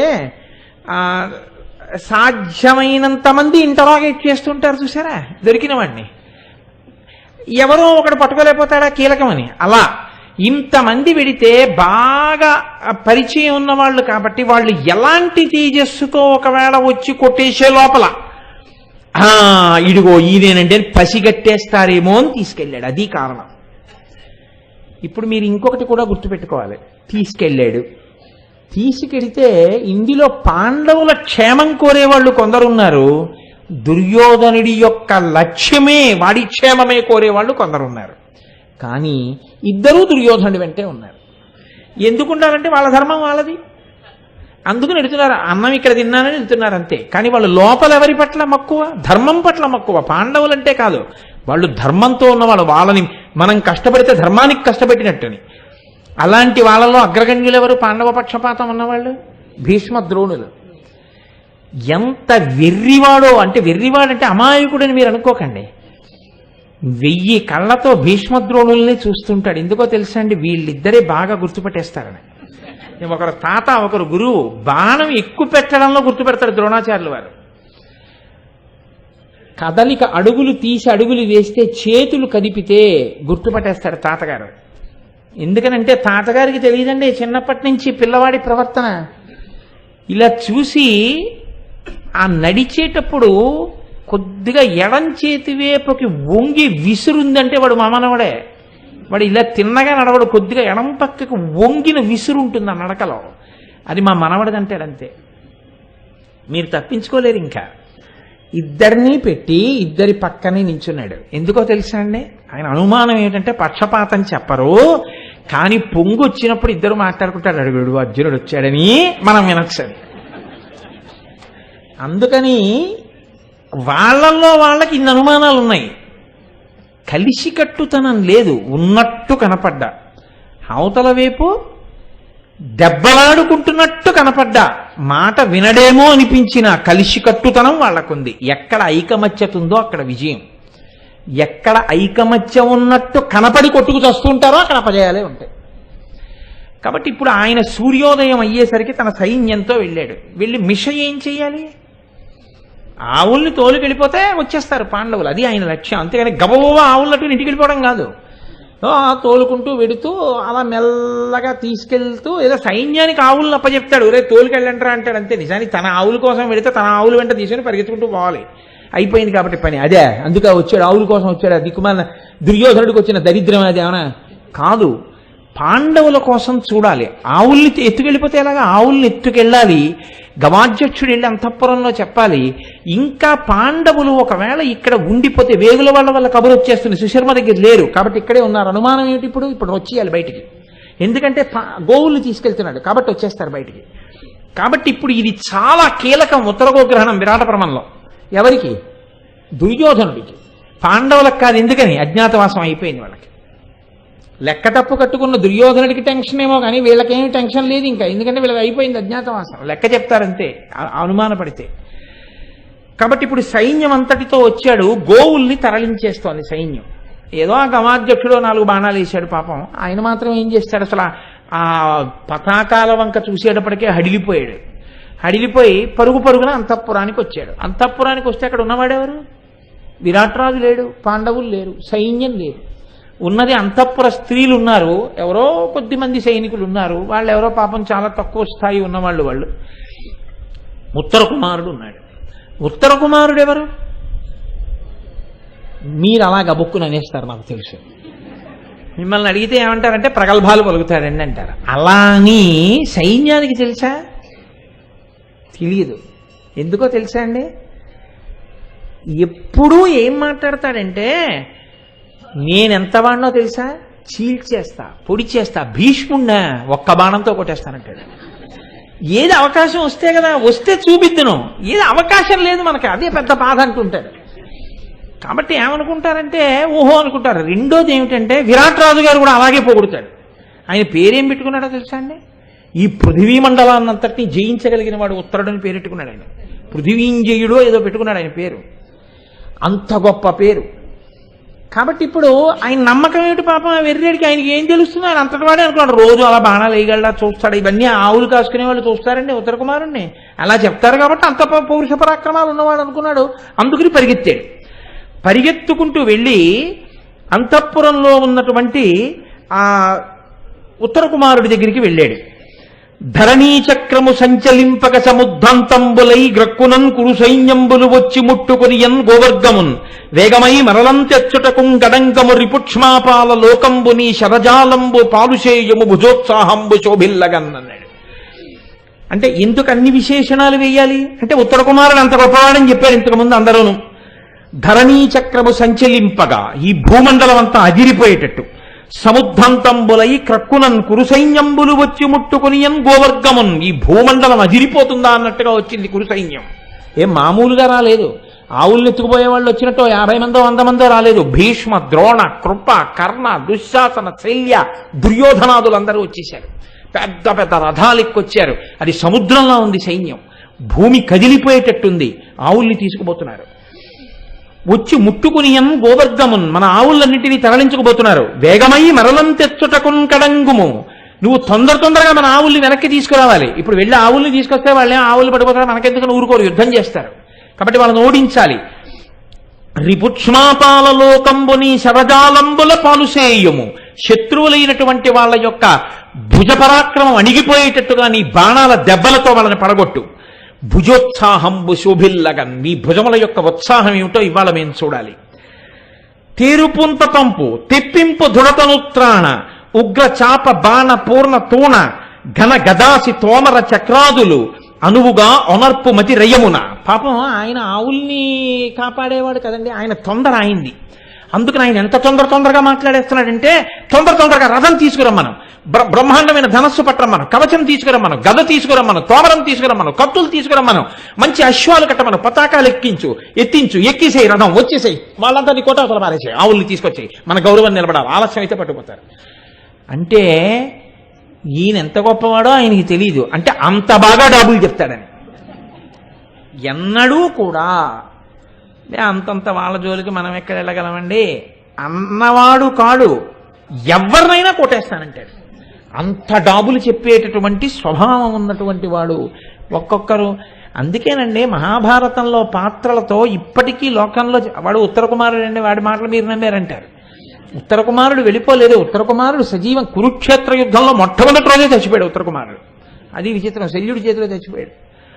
కాబట్టి నిజానికి చాలా పిరికివాడు, ఒక రకంగా మంచి మనసు ఉన్నవాడు. ఉత్తర కుమారుడిది ఆ విషయంలో మాత్రం అలా కాదని చెప్పడానికి మనసు అంగీకరించదు. చాలా మంచి మనసు ఉన్నవాడు, కానీ విపరీతంగా ప్రగల్భాలు పలికేటటువంటి స్వభావం ఉన్నవాడు. అంటూ ఆ గోవుల్ని రక్షించి ఆయన అన్నాడు, విరటుడు నిన్ను నెప్పుడు 10,000 ముందట చెప్పు, బాహు విస్ఫురితుడు శౌర్యశాలి కులభూతి విశేష విధాయకుండు భూభరణ విశారదుండు జనభవ్య తపప్పల సంభవుండు కాతర పరిరక్షకుండనుచు దానికి ఈడుగ చేయుమిత్తరిన్. సభలలో విరాట్రాజు గారు ఎప్పుడూ చెప్తూ ఉంటాడు, నా తపఫలం అపారమైనటువంటి బాహుబలం ఉన్నవాడు, గొప్ప శౌర్యం ఉన్నవాడు, మా కులమంతా కూడా సంతోషించేటటువంటి స్థితిలో కీర్తి తేవడానికి పుట్టినటువంటి వాడు, ఈ భూభారాన్నంతటినీ వహించడానికి యోగ్యమైన నైపుణ్యం ఉన్నవాడు, ఈ జనులు చేసుకున్నటువంటి పుణ్యాల పంటగా పుట్టినటువంటి వాడు, తనని ఆశ్రయించిన వాళ్ళని రక్షించగలిగినటువంటి తేజోమూర్తి నా కుమారుడు ఉత్తరుడు అంటూ ఉంటాడు. ఆ మాటలకి తగినట్టుగా వచ్చి కౌరవ సైన్యాన్ని ఓడించవయ్యా అన్నాడు. ఈ మాటలు చెప్పేటప్పటికీ అసలే కోతి అది నిప్పు తొక్కిందన్నట్టు ఆయన కాంతాజనం మధ్యలో ఉన్నారు. వాళ్ళు తప్ప ఎవరు లేరు, అందరూ వెళ్ళిపోయారు యుద్ధానికి. అంతఃపుర స్త్రీలే ఉన్నారు. అదొక బలహీనత కొంతమందికి. ఆడవాళ్ల మధ్యలో పొగిడించుకుంటే అదో సంతోషం. ఆ వెర్రి ఏమిటో నాకు అర్థం కాదు. కానీ ఒక్కటి మాత్రం నిజం చెప్తున్నాను, మగవాళ్ల కన్నా బాగా వాళ్ళు ఆలోచించి పట్టుకుంటారు. వీడంత వెర్రేడు లోకంలో లేడు. అది తెలియక అలా సంతోషపడిపోతుంటారు. కాబట్టి కాంతాజన మధ్యంలో పొగిడేటప్పటికీ పొంగిపోయాడు, భుజాలు పొంగిపోయి, నా అంత గొప్పవాళ్ళు లేడనుకున్నాడు అని. కాంతాజనములలో తను నుగ్గించుటయు పొంగి దర్పోద్ధతినిట్లను ఉత్తరుండు తన మనమున సంగర కౌతుకంబు ముడివడుచుండన్. నిజంగా యుద్ధం చేయగలిగిన శక్తి ఉన్నవాడు కాదు, ఆయన పొగిడాడు వచ్చి. కాంతాజనం మధ్యలో అంతే, నిజంగా వెళ్ళి యుద్ధం చేసేసేవాళ్ళలాగే చాలా సంతోషపడిపోయి ఇలా అలా వాళ్ళందరినీ చూసేశాడు. చూసేసి ఒక్కసారి అటు చూసి అన్నాడు, ఎత్తున గొందు కౌరవుల నెల్లను మార్కొనిరేని గోవులందెత్తు ముహూర్త మాత్రమున తేరికి సారథిలేమి చేసి నా చిత్తమునన్ విచారదశ చెందుడు ఎవ్వడు గల్గు నొక్కో నాకిత్తరినే కదా కడప నెంతయు నేత్తు రథం వనం పురిన్. ఆహాహా, ఎన్నాళ్ళకొచ్చింది నాకు అవకాశం. భీష్మ, ద్రోణ, కృపాచార్య, దుర్యోధన, దుశ్శాసన, కర్ణ, శకునులతో కూడినటువంటి కౌరవ సైన్యాన్నంతటినీ అల్లకల్లోలం చేసేసి భీష్మాదులందరి తలకాయలు తెంపేసి నేల మీద పారేసి మన ఆవులన్నింటినీ మరల్చుకు రావాలని నాలో ఉత్సాహం ఉప్పొంగిపోతోంది. ఎన్నాళ్ళకొచ్చింది నా శౌర్యానికి తగిన అవకాశం. ఏంచి రథం నడిపడానికి సారథి లేడు, అందరూ యుద్ధానికి వెళ్ళిపోయారు. ఒక్క సారథి నేనున్నానని ముందుకొస్తేనా ఎంత పొంగిపోదునో. తగు సారథి దొరకనికన్ పగతురు భంజించుటెంత పని కదపుల దవ్వునగొనిపోవుదురుకో ఇట్లగునే కలండేని సూతునరయుండెందున్. అయ్యయ్యో, సారథి ఒక్కడుంటే చాలు, రథం నడిపేవాడు ఉంటే చాలండి. కౌరవ సైన్యాన్ని కొట్టడం ఏంటి, అది పెద్ద విషయం కాదు. ఆవుల్ని క్షణంలో తీసుకొచ్చేస్తాను. సారథి లేడు, చూడండి నా ప్రారంభం, ఇంత శౌర్యం ఉంది, ఏమి చేయలేకపోతున్నాను. అయ్యయ్యయ్యయ్యో అని పైగా అన్నాడు, కురుపతి, భీష్మ, కర్ణ, కృప, కుంభజ ముఖ్యులు మత్ సముద్యమ స్ఫురణము చూచి పార్థుడను బుద్ధి గలంగగబెట్టుగిట్టి సంగరమున నోర్చి ఏబసుల గ్రమ్మర దెరకయున్న నన్ను భూవరుడు సుహృత్యనంబు పరివారము చిత్తములందు మెత్తిరే. ఎంత గొప్ప డాబులు కొడతాడో, నిజంగా ఎన్ని ప్రగల్భాలు చెప్తాడో. నేను వెళ్ళి 2 చేతులతో ధనస్సులో బాణాలు సంధించి కొన్ని వేల బాణాలు విడిచిపెట్టేస్తుంటే భీష్మ ద్రోణాదులు యుద్ధం చెయ్యడం తెలియక తత్తరపడిపోయి, అమ్మో పార్థుడే అనుకున్నాం, పార్థుడొచ్చాడా అని కళ్ళు విప్పి చూసి కళ్ళు నులుముకుని ఆశ్చర్యపోయేటట్టుగా కౌరవ సైన్యాన్ని చీకాకు పరిచి ఆవులు తేనా, భీష్మద్రోణాదులే తెల్లబోయేటట్టు యుద్ధం చెయ్యనా, నా ప్రారంభం కదా సారథి లేడు అనుకున్నాడు. అనుకునేసరికి అక్కడే ఉంది ఒక ఆవిడికి 2 గలిగేయిట విని. ఎవరు విని? ద్రుపద ధరణిపతి నందన సామర్షాపహాస తరళ హృదయై చని తదృత్తాంతము మెత్తని పలుకుల చెప్పే ఇంద్రతనయుని తోడను. అక్కడే తిరుగుతోంది ద్రౌపదీదేవి. ఆవిడ విని వీడి అసాధ్యం, ఎన్ని డాబులు పలుకుతున్నాడు రా, వీడు పార్థుడు అనుకుంటారా కౌరవులు వీడి యుద్ధం చూసి? ఆ పోల్చుకోవడానికి కూడా ఒక హద్దు పద్దు ఉండద్దు అని ఎవరికి చెప్పాలో వాళ్ళకి చెప్పాలనుకుంది. కానీ ఆవిడికిట 2 అభిప్రాయాలు కలిగేట.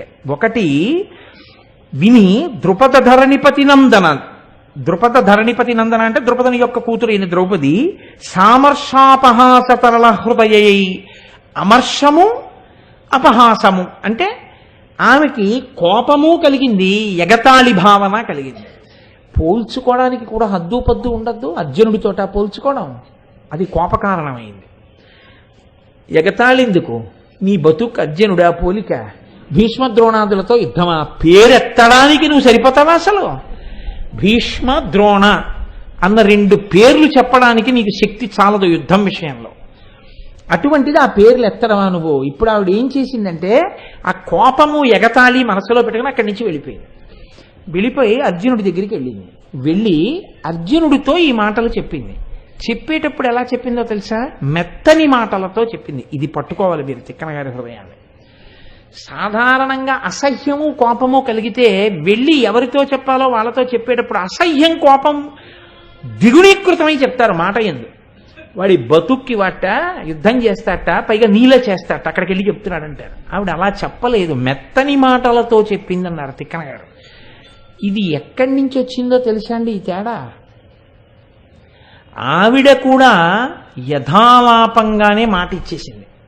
నీ భర్తని నీ కొడుకుని కాపాడతానన్నాడు. ఆవిడన్న మాట నిజమైంది. నిన్నటి రోజున అక్కడ విరాట్రాజు పడిపోవలసినటువంటి సందర్భంలో కాపాడాడు ధర్మరాజు గారు. ఇప్పుడు ఉత్తర కుమారుడు పడిపోవలసిన సందర్భం వచ్చింది. ఆయన తెలియక ఇంకోడెవడో సారథి దొరికాడు అనుకోండి, వెళ్ళిపోయాడు అనుకోండి, యుద్ధానికి అయిపోయాడే. కానీ వెళ్లకుండా అర్జునుడు సారథ్యం వహించడానికి అవకాశం వచ్చింది. ఎందుకు వచ్చింది అంటే అర్జునుడు ఎక్కడో ఉన్నాడు, పేడివాడు కాబట్టి ఆయన అసలు బయటికి రాడు, ఎక్కడో లోపల ఉన్నాడు. ఆయన దగ్గరికి వెళ్ళి ఈవిడ చెప్పింది ఈ మాట. చెప్పబట్టి ఇప్పుడు అర్జునుడు చెప్తున్నాడు, నేను వెడతాను సారథికాలని. ఆయన ఎందుకు చెప్పాలి అంటే ఉత్తరుడికి సారథ్యం చేయడం ఆయన కోరిక కాదు. ఆయన ఎందుకు ఎడతాడో తెలుసా అండి? ఆవులు తీసుకెళ్ళిపోతున్నారు కాబట్టి తన అంతఃపురంలో కూర్చోకూడదు, వెళ్ళిపోవాలి. అంటే ధర్మమునకు కట్టుబడతారు. మరి ఒక్కడు వెళ్ళి ఏమంటే ఇందాక అయితే వాళ్ళంత యుద్ధం చేయలేదు కాబట్టి దొరకలేదన్నారు, మరి ఒక్క అర్జునుడు వెళ్ళి యుద్ధం చేస్తే వాళ్ళు పట్టుకోరా, అందులో భీష్మద్రోణాదులు పసిగట్టేయరా? మరి అర్జునుడు ఎలా సిద్ధపడ్డాడు? ఒకటే కారణం నేను మీకు చెప్పాను, అయిపోయింది అజ్ఞాతవాసం. అర్జునుడికి ఆ విషయం తెలియకుండా ఉంటుందా? తెలుసు. అందుకనే ఆయన ఎంత ధైర్యంగా మాట్లాడాడంటే, మెత్తని మాటలతో ద్రౌపది మాట్లాడిందంటే ఈశ్వరానుగ్రహం ఆవిడ మాట నిజమయ్యేటట్టు సుదేష్ణ గుండెలు బాదుకుని ఏడవకుండా ఉండే స్థితిని ఈశ్వరానుగ్రహం ద్రౌపదీదేవి నోటి వెంట ఆనాడు కాకతాళీయంగా ఇచ్చిన మాట రూపంలోనే నిజం చేసి సుదేష్ణకి విరాట్ రాజుకి పుత్రభిక్ష పెట్టబోతోంది.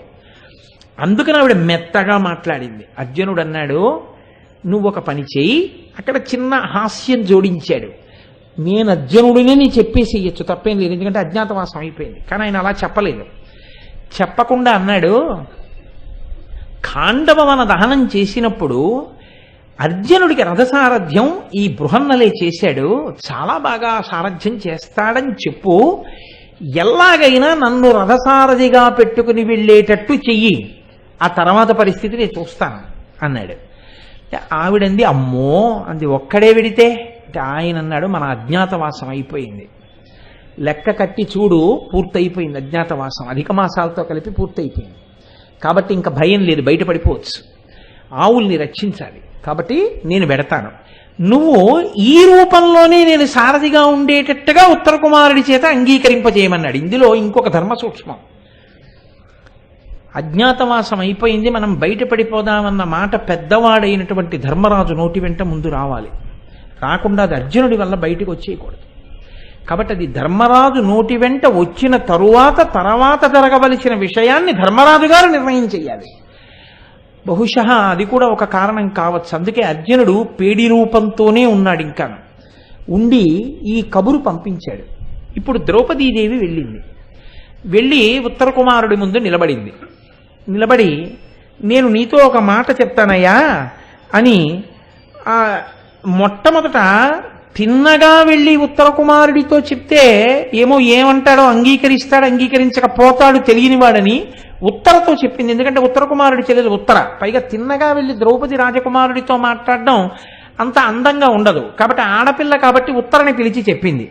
ఆమె జనపతి నందనుండు తగు సారథి నారయుచున్నవాడిరింగిన పని చెప్పగా వలయు క్రీడి మనంబున మెచ్చునట్టి నేర్పును భుజశక్తియున్ కలిగి రూఢికి నెక్కిన సూతవృత్తిమైనని సడిసన్న ఏత్తెర బృహన్నలకున్ కలదంబుజానన. ఓ పద్మము వంటి ముఖమున్నదానా ఉత్తర, ఖాండవవనాన్ని అర్జునుడు దహించినప్పుడు సారథ్యాన్ని బృహన్నలే చేశాడు. బృహన్నల మంచి సారథి, చాలా నైపుణ్యం ఉన్నవాడు. మీ అన్నయ్య సారథి లేదని బాధపడుతున్నాడు.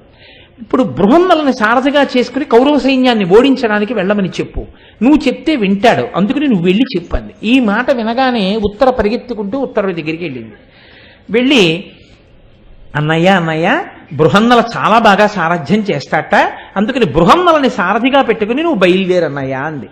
అంటే ఉత్తరుడు అన్నాడు, అబ్బబ్బబ్బా అని నుదుటి మీద చేయి పెట్టుకుని అకట. సైరంధ్రి కూడా ఉత్తరతో పాటు వచ్చింది. ఈవిడ చెప్తుంటే సహజంగా ఈవిడ అందిస్తుంది కదా, అవును నాకు తెలుసు, ఖాండవనాన్ని దహించినప్పుడు వెళ్ళాడు, నేను అప్పుడు పాండవుల కొలువులోనే ఉండేదాన్ని ద్రౌపదీదేవి దగ్గర సైరంధ్రిగాను. చెప్తుంటే విని చెల్లెలి వంక తిరగలేదు, సైరంధ్రి వంక తిరిగాడు. చెల్లెలి మాట కొట్టేయడం అంత బాగుండదు, అంత ప్రేమగా ఉండదు, సైరంధ్రి మాట కొట్టేయడం చాలా తేలిక. అందుకని సైరంధ్రి వైపుకి తిరిగి అబ్బబ్బబ్బా అన్నాడు నుదుటి మీద చేయబెట్టుకుని. అకట సైరంధ్రి నన్ను ఇట్లాలి కొనగనేలా చక్కగా కనువిచ్చి ఏను పేడి చూడరోయదు రణమున సూతకృత్య భరము దాల్చుటకెమ్మి ఈ మనుచువాడ. ఇవి నీకు నాతో వేళాకోళమా సైరంధ్రి?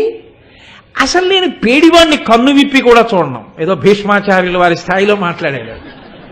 అసలు కన్ను విప్పి కూడా నేను చూడనే, అలాంటి వాడు నాకు ఎదురుగుండా సారథ్యమా? పేడివాడు సారథ్యం చేస్తుంటే రథంలో కూర్చుని యుద్ధం చేయనా? ఏం మాటలమ్మా అవి? పైగా నేను తేజోమూర్తినై రథంలో నిలబడి ధనస్సు పట్టుకుని యుద్ధానికి ఎడుతుంటే భీష్మ ద్రోణాదులు చూస్తారు నన్ను. అబ్బా ఏమి తేజస్సు అని చూసి ఏమంటారు? కానీ ఎంత ఊహించుకున్నాడానండి. గొప్ప ఒక్కొక్కడి మనస్తత్వం. ఆ మాట తీరు చూసినప్పుడు మీకు మహాభారతం చదివితే అనేక పాత్రలు అక్కడికక్కడికి వచ్చి వాళ్ళల్లో చేరి మీ ఎదురుకుండా నిలబడి కనపడుతూ ఉంటాయి. ఓ ఇదే కదా అన్నాడు తిక్కన గారు చెప్పారు, ఈ స్వభావం గురించే కదా అని అన్నాడు. కురుబలమేగు చెందెనట గోవుల బిట్టర బట్ట, దానిపై బరిగొని శౌర్య సంపదయో బాహుబలంబును చూపబోని ఏ నరిగెదనట్టే తేరికి బృహన్నల సారథి అయినా దీని నవ్వరే పురిలోని వింత కరువా రథచోదకులింత ఏటికిన్. ఆఖరికి నేను ఆ పేడివాణ్ణి సారథిగా పెట్టుకుని నేను యుద్ధానికి వెడితే కౌరవులందరూ నా ఎదురుగుండా నిలబడి ఉంటే నన్ను చూసి అబ్బా ఉత్తర కుమారుడు యుద్ధానికి వచ్చాడు, ఏమి తేజోమూర్తి, కానీ ఏమిటి సారథి పేడివాడు ఏమిటి, పేడివాడిని సారథిగా పెట్టుకుని వచ్చాడేమిటి అని భీష్మద్రోణాదులు నన్ను అనరు. నాకు చిన్నతనం కాదు, నా శౌర్యం సరే, పేడివాడు సారథి ఏంటి, ఏమిటి నా కర్మ, ఊళ్ళో ఒక్క సారథి లేడని తెలిసి అందుకే అంత నొక్కి మాట్లాడడం. కాబట్టి ఎలాగో అలా యుద్ధానికి వెళ్ళక్కర్లేదు, ఈ స్వయం పొగట్టతో సరిపోతుంది. అంటే ద్రౌపదీదేవి అంది, కౌరవసేన కాదు త్రిజగంబులనొక్కట నెత్తి వచ్చినం తేరు బృహన్నలావశిగతిం జరిగించిన గెల్వవచ్చు. తద్వీరగుణంబు సొంపు పృథివీవరనందన మున్నెరుగుదున్ కారణ జన్మమై తను వికారము వచ్చిన పెంపు తప్పునే. నీకు తెలియదు కాబట్టి ఉత్తర కుమార చెప్తున్నాను, 3 లోకములు ఏకమై వచ్చి నీ రథం మీద పడిపోయినా సరే బృహన్నల సారథ్యం చేస్తున్నంతసేపు నీ రథానికి ఎదురు నిలబడగలిగిన వాడు ఉండడు. అంతటి మహానుభావుడు బృహన్నలంటే నీకు తెలియదు. ఏదో ఒక శాపం చేత శరీరంలో కించిత్ వికారం కలిగినంత మాత్రం చేత ఆయన బలపరాక్రమాలు నశించిపోయాయి అనుకుంటున్నావా? నీకు తెలియక మాట్లాడుతున్నావు. బృహన్నల్ని సారథిగా తీసుకెళ్ళేది అంటే ఏదో ఇంకా తప్పనిసరి పరిస్థితుల్లో ఉన్న వాళ్ళ సరే అయితే రమ్మనమ్మా అన్నాడు. అంటే ఉత్తర పరిగెత్తుకుంటూ గురువుగారి దగ్గరికి వెళ్ళింది. ఇక్కడే మీరు గమనించవలసినటువంటి ధర్మ సూక్ష్మం ఒకటి ఉంది. ఇప్పుడు ఏదో ఉత్తర కుమారుడు రమ్మన్నాడు కదా అని ఉత్తర గబగబా వెళ్ళి మీ అదృష్టం పండింది గురువుగారు, మా అన్నయ్య మిమ్మల్ని సారథిగా రమ్మన్నాడు, ఎంత నచ్చ చెప్పామో అందనుకోండి. నాన్నగారు ఆవిడ్ని గురువుగారి దగ్గరికి శిష్యరికానికి పంపించేటప్పుడు ఏం చెప్పాడు?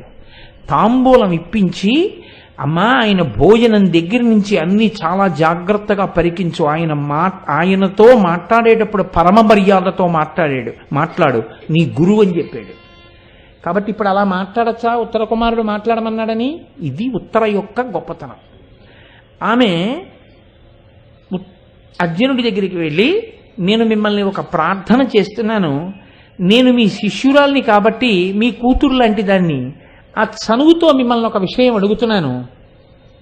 మా అన్నయ్యకి ఒకానొకప్పుడు యుద్ధంలో సారథి మరణించాడు, తగిన సారథి దొరకక మళ్ళీ నియమించుకోలేదు, అంటే అదే సారథులు లేరా అని అర్జునుడు అడగవలసిన అవసరం లేని రీతిలో మాట్లాడుకొస్తోంది. అంటే ఎంత ప్రౌఢిమతో మాట్లాడిందో చూడండి.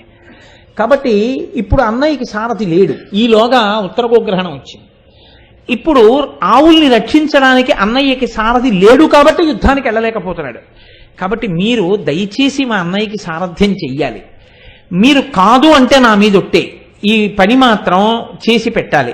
అప్పుడు ఉత్తర అడిగింది వాళ్ళ గురువుగారు వెళ్ళారంటారు, నా మర్యాద దక్కించాలని. ఎంత మర్యాదగా మాట్లాడిందో చూడండి. అంటే అర్జునుడు అన్నాడు, భవదీయ ప్రార్థనిచే దివిరి పరమ దుష్కరములు తీర్చి అయినా ఉత్సవమునరించద సారథ్య ఒకదనగ ఏల అంబుజవదన. నీవు నన్ను ప్రార్థించిన తీరుకి, నా మీద నువ్వు చూపించినటువంటి ప్రేమకి గౌరవానికి నేనెంత లొంగిపోయానో తెలుసా? ఒక్క సారథ్యం ఏమిటి, తివిరి పరమ దుష్కరములు తీర్చి అయినా ఉత్సవమునిరించద సారథ్య విధంబొకదనగనేల అంబుజవదన. ఒక్క సారథ్యం ఏమిటి, ఏది చెప్తే అది చేస్తాను నువ్వు అన్న పని. నువ్వు ఇంత శిష్యురాలివి, ఇంత వాత్సల్యంతో గురువుగారని నన్ను వచ్చి ఇంత గౌరవంగా ప్రార్థన చేశావు, నీ కోరిక తీరుస్తానన్నాడు. వెంటనే గబగబా పరిగెత్తుకుంటూ ఉత్తర వెళ్ళి చెప్పింది, వస్తున్నారు మా గురువుగారు సారథ్యం చేస్తారని. అర్జునుడు వెళ్ళాడు. వెళ్ళి సారథ్యం చేసేస్తాను అన్నాడు అనుకోండి, చులకనగా ఉంటుంది. మనం పిలిచాం వచ్చేసాడు అనుకుంటాడు. అందుకని వెళ్ళి ఏమీ తెలియని వాళ్ళ వేళ్లు విరుస్తూ అన్నాడు, ఏమిటో మహారాజా, నన్ను మీరు యుద్ధానికి రమ్మడం ఏమిటి? అంతఃపురంలో ఎక్కడో ఏదో ఆ అంతఃపుర స్త్రీలకి నాట్యం నేర్పుకునేవాడిని నేను. నన్ను తీసుకొచ్చి రథసారథ్యం చేయమంటే అందులో కౌరవుల మీద యుద్ధానికి తీసుకెళ్ళడం ఏమైనా బాగుందా? మీరు నన్ను కబురు చేసి నన్ను రమ్మంటున్నారు సారథిగా. ఊళ్ళో ఎక్కడో అక్కడ ఓ సారథి ఉండకపోతాడా? నా మాట వినండి మహానుభావ, నన్ను వదిలేయండి, ఎవరినన్నా వెతుక్కోండి అన్నాడు. అంటే బెట్టు చేసినట్టు ఉండాలని, తన గౌరవం పోకుండా. అంటే ఉత్తరుడు అన్నాడు, ఖాండవమేర్చునప్పుడు తగన్ రథచోదక వృత్తి సల్పి ఆ ఖండల సూతికింజియముగల్గనొచ్చిన ఎట్టి బుద్ధియున్ దండితనంబు నీ ఎడన తక్కెనే నా దశ మైత్రి పెన్పు ఇంకొక మాట దక్కుము రణోత్సాహనంబనరింపు గ్రక్కునన్. ఆనాడు ఇంద్రుడి కుమారుడైనటువంటి అర్జునుడు ఖాండవవన దహనం చేస్తూ ఉంటే నువ్వు సారథ్యం చేసి అర్జునుడి యొక్క విజయానికి తోడ్పాటు చేశావు అని నాకు ద్రౌపదీదేవి ఆ సైరంధ్రి చెప్పింది. నువ్వు నా దగ్గరికి వచ్చేటప్పటికి సారథ్యం చేయడానికి నేను సారథ్యం చేయడం ఏమిటి? మీరు ఇంకెవరినైనా చూడండి అంటామే. ఆనాడు అర్జునుడితో ఎటువంటి ప్రేమ సల్పావో నాతో అటువంటి ప్రేమ సల్పు, రా రథం ఎక్కన్నాడు. అంటే ఎలా పోల్చుకున్నాడంటే అర్జునుడికి రథసారథ్యం చేయడం ఎటువంటిదో నాకు రథసారథ్యం చేయడం అటువంటిది, కాబట్టి రా ఆ ప్రేమ చూపించు, ఎక్కువ రథం అన్నాడు. అంటే ఇప్పుడు తప్పక ఎక్కుతున్న వాళ్ళ అలాగే మహారాజా తప్పకుండా వస్తానన్నాడు. కవచం కట్టుకొని ఒక స్వర్ణ కవచం ఒకటి ఇచ్చాడు. ఇస్తే చుట్టూ కాంతాజనం ఉన్నారు, నర్తనశాల కదండి, ఆ చుట్టూ కాంతాజనం ఉన్నారు. అసలు కవచం కట్టుకునేటప్పుడు కట్టుకోవలసిన రీతిలో కాకుండా దాన్ని కొంచెం ఆ పైకి కిందకి కిందని పైకి చేసి కట్టుకోవడం ఎలాగో తెలియక ఇలా ఇలా పెట్టుకుంటున్నట్టుగా నటించాడు అర్జునుడు. అది చూసి ఉత్తర కుమారుడు అనుకుని అర్జునుడికి సారథ్యం చేసి అట్లా కవచం కట్టుకోవడం రాదు అన్నట్టుగా చూసి తానే వచ్చి కవచం కట్టాడు. ఏమీ తెలియనట్టుగా అక్కడ ఉన్న కాంతలందరూ నవ్వారు. నవ్వితే అర్జునుడు కావలసింది అర్జునుడికి అదే. ఇప్పుడు ఆయన దగ్గర పనికొచ్చేవాళ్ళ అర్జునుడు అనిపించాడు అనుకోండి, సారథి అనిపించాడు అనుకోండి, ఆయన మీద ఈయన వాగుతాడు. అదో లక్షణం ఉంటుంది కొంతమందికి. తామే చేస్తున్నట్లు ఉంటారు, తామేం చేయలేమని వాళ్ళకి తెలుసు. అందుకని ఏం చేస్తారంటే కొంచెం బలమైన వాళ్ళని చూసుకుని వాళ్ళ మీద ఒరిగి వీళ్ళే చేస్తున్నట్లు నటిస్తూ ఉంటారు. ఇది కొంతమందికి ఉండే బలహీనత. మీరు చూడండి, సుందరకాండలో వానరులందరూ వాళ్లే చెప్పేశారు సీతమ్మని చూసి వచ్చామని. నా యందు సీతమ్మ ఎట్లున్నది అని అడిగాడు రామచంద్రమూర్తి. అడిగాక అందరూ తప్పుకుని ఇది మాకు తెలియదు హనుమ చెప్తారని ఆయన తీసుకొచ్చారు. అంటే ఇంకొకరి మీదకి ఒరిగి వాళ్ళ ద్వారా పనులు చేయించేసుకుని వీళ్ళు చేసినట్లు ప్రవర్తిస్తుంటారు. అర్జునుడు సామాన్యుడండి, అందుకని ఆయనకన్నా చేతకాని వాళ్ళే ఈయన నటించాడు. కవచం కట్టుకోవడమే రాని వాళ్ళగా. సరే అయితే వెళ్ళి పతాకం కట్టు, ఖడ్గం అమ్ముల పొదులు ధనస్సులు అన్ని సిద్ధం చేయి, వచ్చేస్తున్నానన్నాడు. వెళ్ళాడు, ఆ పతాకం ఎత్తాడు, ఖడ్గాలు అమ్ముల పొదులు ధనస్సులు అన్నీ పెట్టాడు. రా రాజకుమార అన్నాడు. ఉత్తర కుమారుడు వెళ్ళాడు, రథం ఎక్కాడు, ఆ నొసల మీద కూర్చున్నాడు, రథాన్ని తోలుతూ బయలుదేరుతున్నాడు. బయలుదేరుతుంటే పాపం ఆ ఉత్తర గబగబా బయటికి వచ్చింది. వచ్చి కురువీరుల గెలిచి తదంబరములలో చిత్రవర్ణభాసురములుగాదర మెరిగిన లోచనోత్సవకరములుగా బొమ్మ పొత్తికలకు తిండి. కౌరవులు కట్టుకునేటటువంటి తలపాగలు మెరిసిపోయేటటువంటి మంచి మంచి బట్టలతో కట్టుకుంటారని విన్నాను. అన్నయ్య నువ్వు ఎలాగో భీష్మద్రోణాది వీరులందరినీ పడగొట్టేస్తావు కాబట్టి పడగొట్టేసిన తర్వాత వాళ్ళ యొక్క ఆ తలపాగల మీద ఉన్నటువంటి ఆ కుచ్చులు కోసి పట్టకరావా అన్నయ్య, బొమ్మ పొత్తికలు కట్టుకుంటానని. వాళ్ళనే పడగొట్టేస్తాను, బొమ్మ పొత్తికలు తేవడం పెద్ద విషయం ఏమిటమ్మా, అలాగే తెస్తానన్నాడు. రథం ఎక్కేశాడు. అలాగే తెస్తాట మీ అన్నయ్య, నువ్వేం బెంగ పెట్టుకోకన్నాడు అర్జునుడు. పాప ఆ ఊళ్ళో ఉన్న ఆడవాళ్ళందరూ వచ్చారు, నీరాజనాలు ఎత్తారు. అన్నాళ్ల నుంచి వింటున్నాం విరాట్రాజు చెప్తుంటే.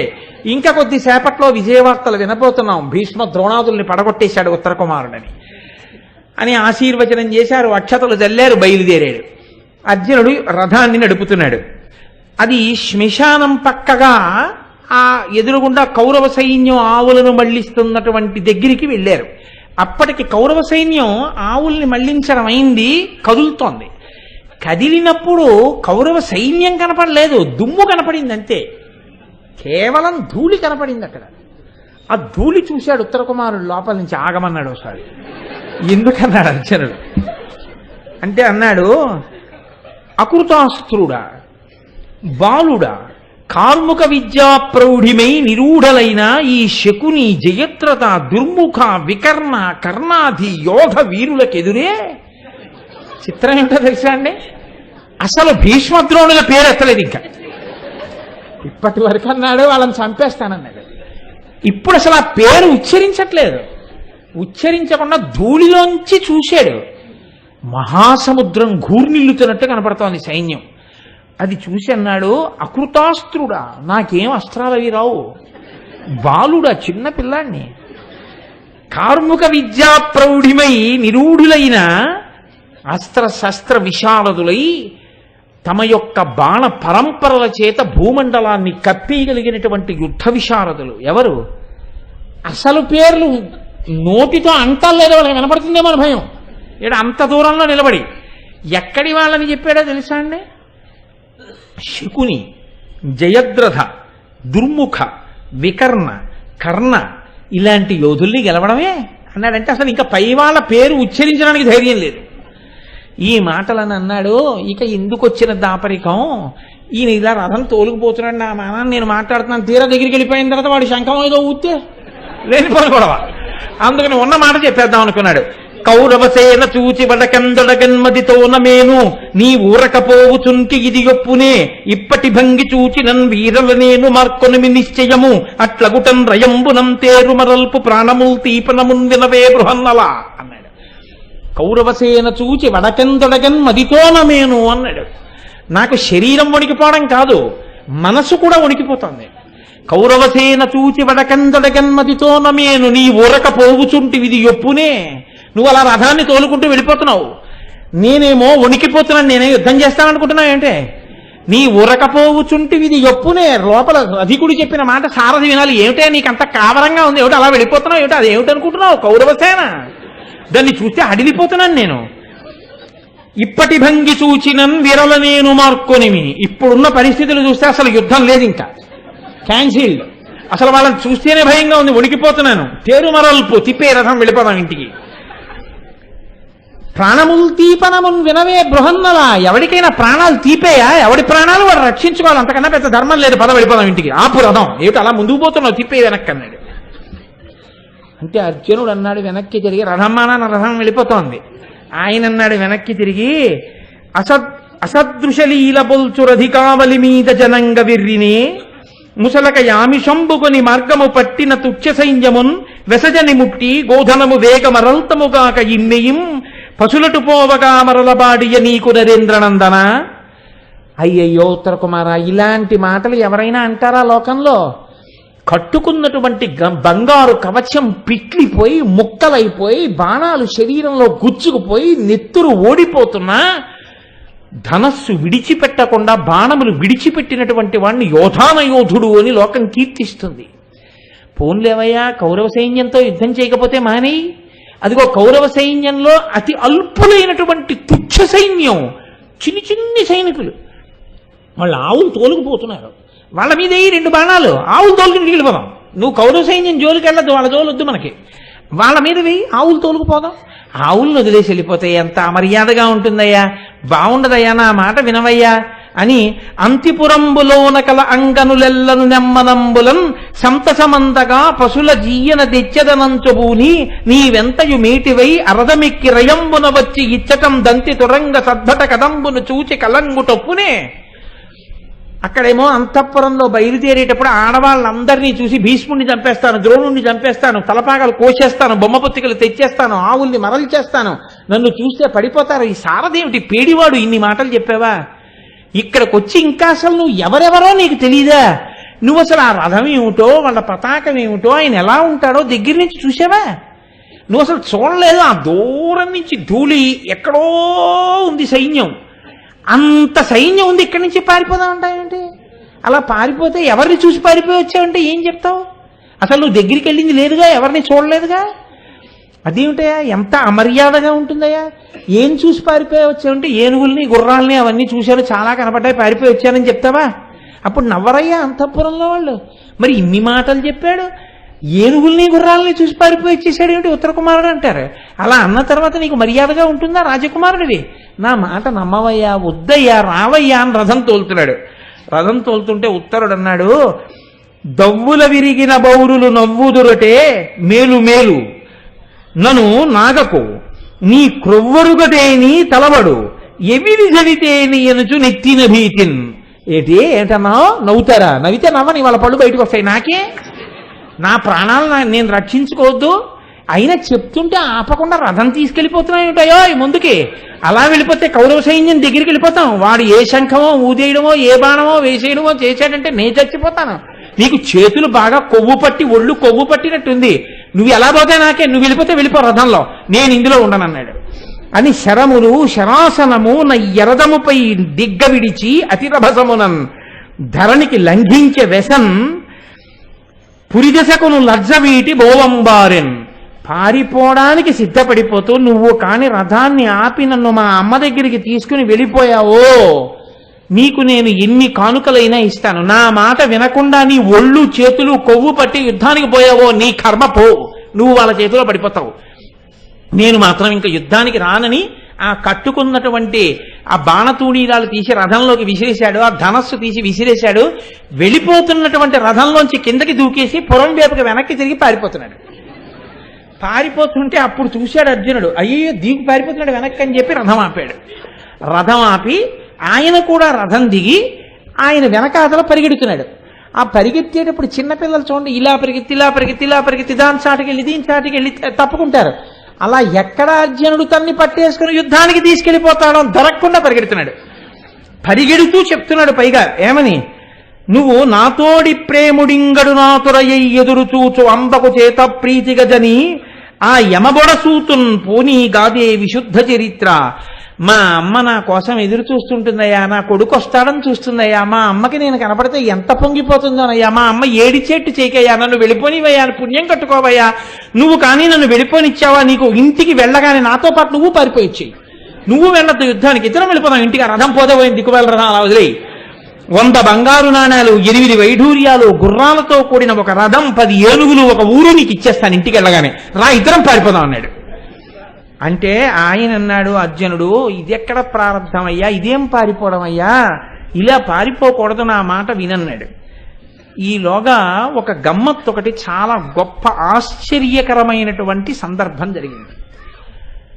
మీరు దాన్ని మానసికంగా చూడడం కొంచెం తేలిక, ఎందుకంటే ఇటువంటి సన్నివేశాన్ని మీరు ఒక చోట చూసి ఉన్నారు, ఇప్పటికీ అది చూడని వాళ్ళు ఎవరు ఉండరు. కాబట్టి అది ఎక్కడో దాపరికం ఎందుకండి, మీ అందరూ చూసిందే కదా నర్తనశాల. కాబట్టి మనస్సులలో కనపడుతూ ఉంటుంది. ఆ ఉత్తర కుమారుడు పరిగెడుతూ ఉండడం, అర్జునుడు వెంట తరమడం. అప్పటికి బృహన్నల వేషంలో ఉన్నాడు. పరిగెడుతుంటే మిగిలిన వాళ్ళు దూరం నుంచి చూసి అనుకుంటున్నారు, అదేమిటి రధికుడు రథంలోంచి దూకేసి పారిపోతున్నాడు, సారథి వెంటపడి ఆపుతున్నాడు, రధికుడి కన్నా సారథే ధైర్యం ఉన్నవాడే అనుకుని విక విక విక విక నవ్వుతున్నారు. 4 కళ్ళు అనుమానంతో చూసాయి. ఒకరు భీష్ముడు, ఒకరు ద్రోణుడు. చూస్తూ ద్రోణుడు అన్నాడు, ఒక చమత్కారమైనటువంటి మాట అన్నాడు. ఈ పరిగెడుతున్నటువంటి ఉత్తరుడితో అర్జునుడు అంటున్నాడు, వెర్రవకుమన్న పోటు కురువీరుల తోట నసక్యమేని అత్తెరగదియేల నీకుడుగు తేరికి సారథిగమ్ము నాకు చిచ్చురు పిడుగెట్టులడరి శూరుల మొత్తము నిగ్గు చేచెదన్ బరపెదసేన రాజు ధృతిబా పెదగోవుల గ్రమరించదన్. నీకంత భయం అయితే ఉత్తర కుమారా నువ్వు యుద్ధం చేయొద్దు, ఆగి నా రథం మీద నువ్వు సారథ్యం చెయ్యి, నేను యుద్ధం చేస్తాను, సమస్త కౌరవ సైన్యాన్ని పడగొట్టేస్తాను, పడగొట్టి ఆవుల్ని వెనక్కి తీసుకుని వెళ్ళిపోదాం, నా మాట నమ్ము, రా రా రా అని వెంటపడుతున్నాడు. వెంటపడి చెప్తున్న మాటలు వినపట్టలేదు, కానీ అర్జునుడు వెనకాతల పరిగెత్తడం కనపడింది. ముందుకి ఇలా చూశారు భీష్మద్రోణులు ఇద్దరు, వెనక్కి తిరిగి చూశాడు ద్రోణుడు కౌరవ సైన్యం వైపు. తిరిగి చూసి ఇది మహాపురుషుల యొక్క స్థితి అంటే అలా ఉంటుంది. ఆయన వెనక్కి తిరిగి చూసి అన్నాడు, ఆకాశంలో సూర్యుడు చాలా మందంగా ప్రకాశిస్తున్నాడు, దూరంగా నక్కల కూతలు వినపడుతున్నాయి, పైగా దిక్కులలో కాంతి తరిగిపోయి ఉంది, తూర్యాలు మోగించకుండా మోగుతున్నాయి, ఆయుధాలు నిప్పులు కక్కినట్టున్నాయి, ఏనుగులు అకస్మాత్తుగా నీరసపడి తడబడుతున్నాయి, గుర్రాల కన్నుల వెంట నీరు కారుతోంది, దిక్కులలో దూరంగా చూస్తే పొగ కనపడుతోంది, అంటే భయంకరమైనటువంటి యుద్ధము సంప్రాప్తము కాపోతోంది. ఒక మహావీరుడెవరో మనల్ని ఎదుర్కొనబోతున్నాడు. కాబట్టి మీ అందరూ మీ ఆయుధాల్ని గట్టిగా పట్టుకుని యుద్ధానికి సిద్ధపడండి అన్నాడు. అని భీష్మద్రోణులు ఇద్దరూ కూడా తాము కూర్చున్నటువంటి ఆ రథాల మించి చూశారు. దుర్యోధనుడు పక్కన భీష్ముడు, పక్కన ద్రోణుడు నిలబడి ఉన్నారు. ఇప్పుడు ఇద్దరి కళ్ళు, భీష్ముడు ద్రోణుడు ఇద్దరి కళ్ళు లెక్క కట్టాయి. పొడుగాటి చేతులు, చాలా పొడుగైనటువంటి మనిషి, ఆజానబాహువు, విశేషమైనటువంటి తేజస్సు, కావాలని ఒక వేషం చేత దాచినట్టు కనపడుతోంది. ఆ అడుగులు వేసేటప్పుడు, వాణ్ణి పట్టుకోవడానికి పరిగెత్తేటప్పుడు కూడా టీవీ ఏనుగు నడిస్తే ఎలా ఉంటుందో అలా నడుస్తున్నాడు. ఖచ్చితంగా ఇతను సారథి కాదు, అర్జునుడే. అనుమానం ద్రోణుడి, నిర్ధారణ భీష్ముడిది. ఇంత పొడుగైన చేతులతో, ఇంత విశాలమైనటువంటి వక్షస్థలంతో, ఇంత ఆజానబాహువై, అంత పొడగరి అయి, అంత ధైర్యంగా రథిని పట్టుకొచ్చి రథం ఎక్కుదాం అనుకుంటున్నాడంటే అర్జునుడు కాని వచ్చాడా? ద్రోణుడికి అనుమానం వచ్చింది. ఇప్పుడు అడిగాడు అనుకోండి భీష్ముణ్ణి, అర్జునుడు వచ్చేశాడా అని అడిగాడు అనుకోండి, ఇలా అడిగిన వెంటనే ఒక ఉపద్రవం ఒకటి వస్తుంది. పక్కనే దుర్యోధనుడు ఉన్నాడు, వీళ్ళిద్దరు ఏం మాట్లాడుకుంటున్నారో గమనిస్తూ ఉంటాడు. అర్జునుడా అన్నాడు అనుకోండి తొందరపడి, భీష్ముడు ఖచ్చితంగా అర్జునుడే అన్నాడు అనుకోండి, మోగించండి నగారాలంటే. అర్జునుడే వచ్చాడు, అజ్ఞాతవాసం భంగం, పరిగెత్తండి, గబగబా వెళ్ళి పట్టుకోండి, రండి అంటాడు. ఒక్కనాటికి దొరకడు అనుకోండి. కానీ ఇంకా గాంధీవం అందుకోలేదు అర్జునుడు అప్పటికి. బలహీనమైన ధనస్సు ఉత్తర కుమారుడు. కాబట్టి అంత ఆతృతలో కూడా, అంత గుర్తుపట్టిన సంరంభంలో కూడా అవతలవాడి మీద ప్రేమ పొంగి పొరలుతోందనుకోండి, అర్జునుడే అనలేదు. ఎందుకో తెలుసా అండి? అర్జునుడే అనేస్తే ఏ ప్రమాదం వచ్చేస్తుందో బిడ్డలకని. ఇది దేహ సంబంధం చేత భీష్ముడు, ఆత్మ సంబంధం చేత ద్రోణుడు. ఒకరు తాత, ఒకరు గురువు.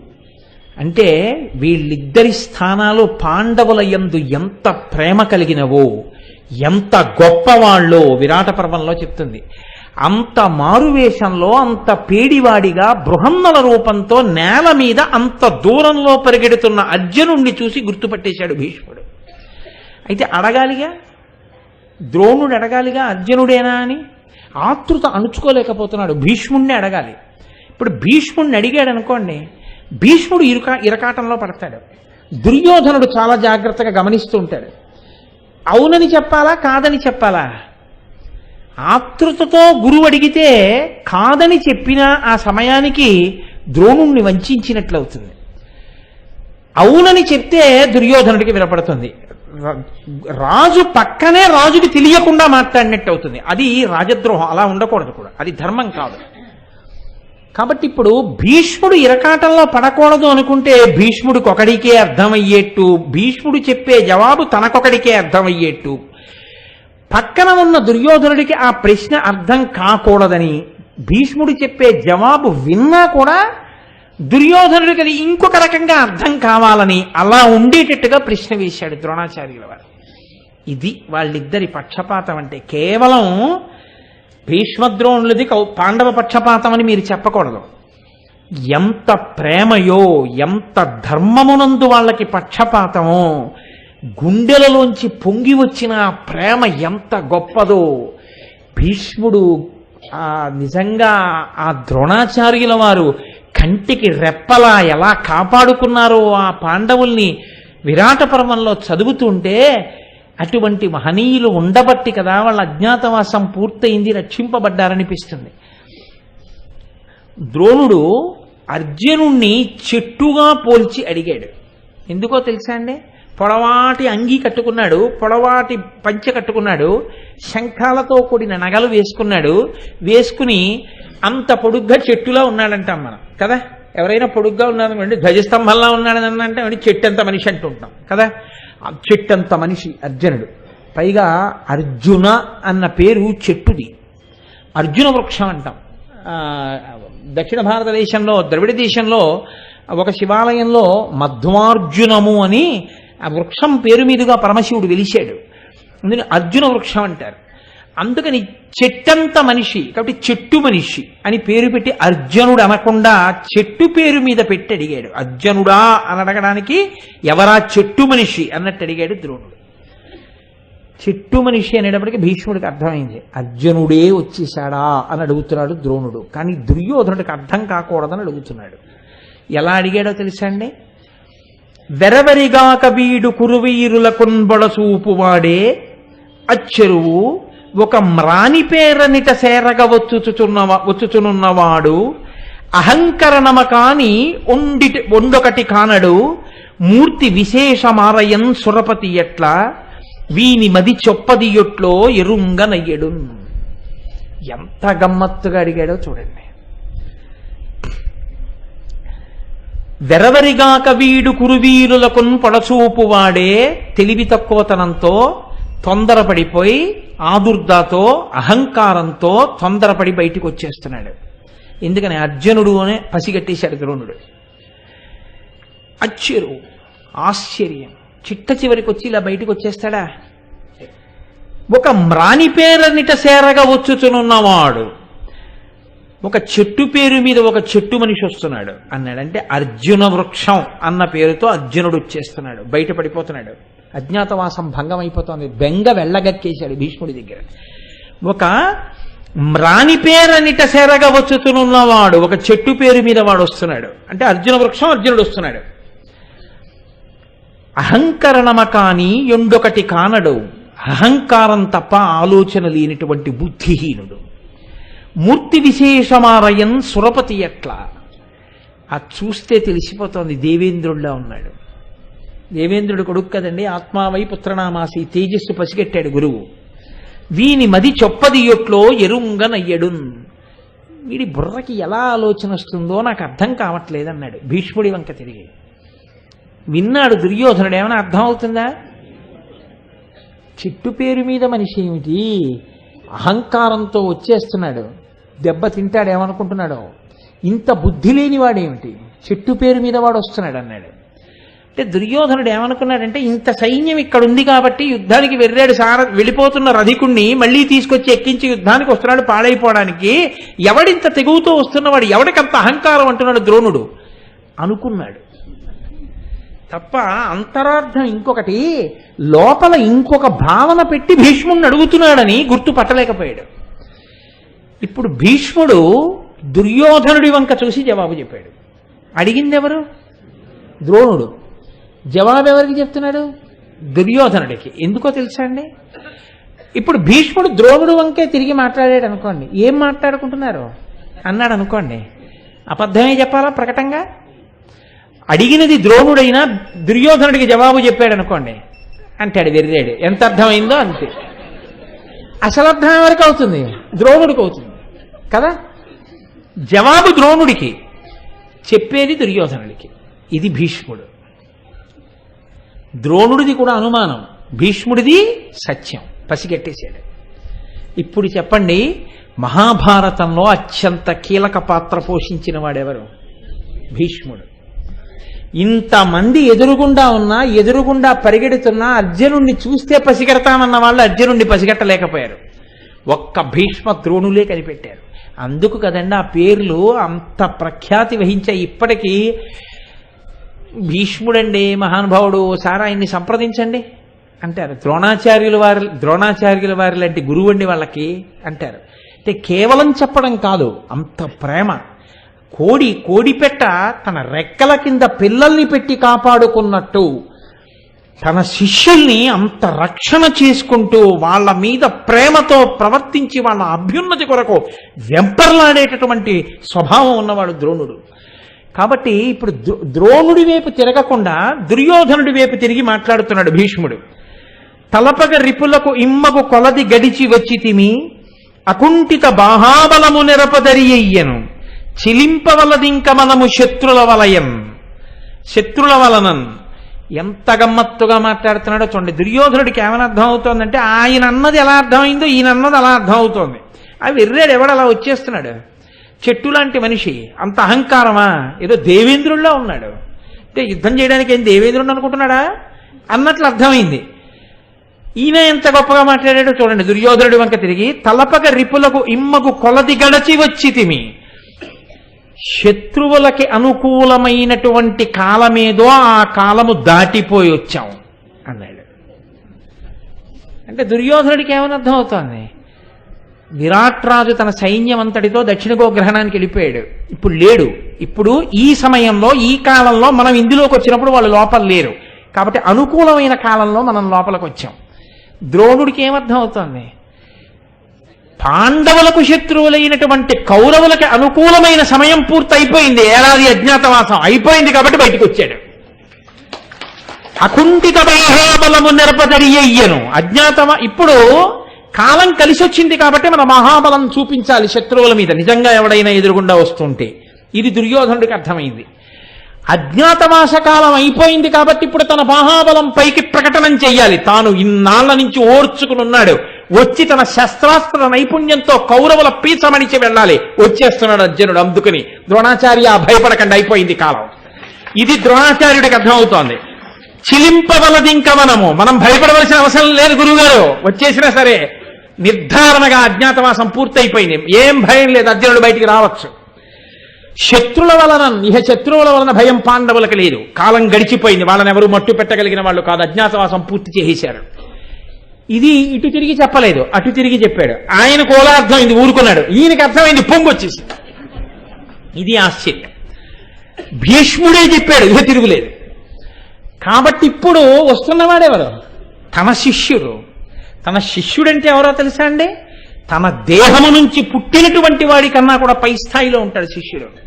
అందుకే గురువుగారి శరీరం పడిపోతే గురువుగారి పేరు మీద పిండ ప్రదానం చెయ్యడానికి యోగ్యత ఎవరికి ఉంది అంటే ఒక్క గురువుగారి దగ్గర మంత్రోపదేశం తీసుకున్న శిష్యులకు మాత్రమే ఉంటుంది. శిష్యుడు తనూభవుడితో సమానం, తనూభవుడి కన్నా ఎక్కువ. ఆయన శరీరంకి పుట్టినటువంటి కొడుకు ఎంతటి వాడో అంతకన్నా గొప్పవాడు శిష్యుడు. అందుకే శిష్యుల వలన గురువు గారికి మర్యాద వస్తుంది, శిష్యుల వలన గురువు గారు కీర్తి పొందుతాడు. తన కొడుకు గురించి చెప్పిన కన్నా తన శిష్యుడి గురించి లోకం గొప్పగా చెప్పుకుంటుంటే మురిసిపోయి సంతోషించి నా శిష్యుడికి ఏవి దృష్టి దోషం కలగకూడదని గురువుగారు ప్రార్థన చేస్తాడు ఈశ్వరుణ్ణి. అది గురు శిష్య సంబంధం అంటే. సనాతన ధర్మంలో గురువు అంటే అంత ప్రేమ కలిగినటువంటి వాడు. కాబట్టి ఇప్పుడు ద్రోణుడు ఇంకా లోపల ఆనందం పట్టలేకపోయాడు. ఓ అయితే అజ్ఞాతవాస కాలం దాటిపోయింది, వచ్చేస్తున్నాడు నా శిష్యుడు. ఇక నా శిష్యుడు వచ్చి నా కళ్ళ జుట్టు నిలబడతాడు. ఎవరు నా శిష్యుడి ముందు నిలబడగలిగిన వాడు?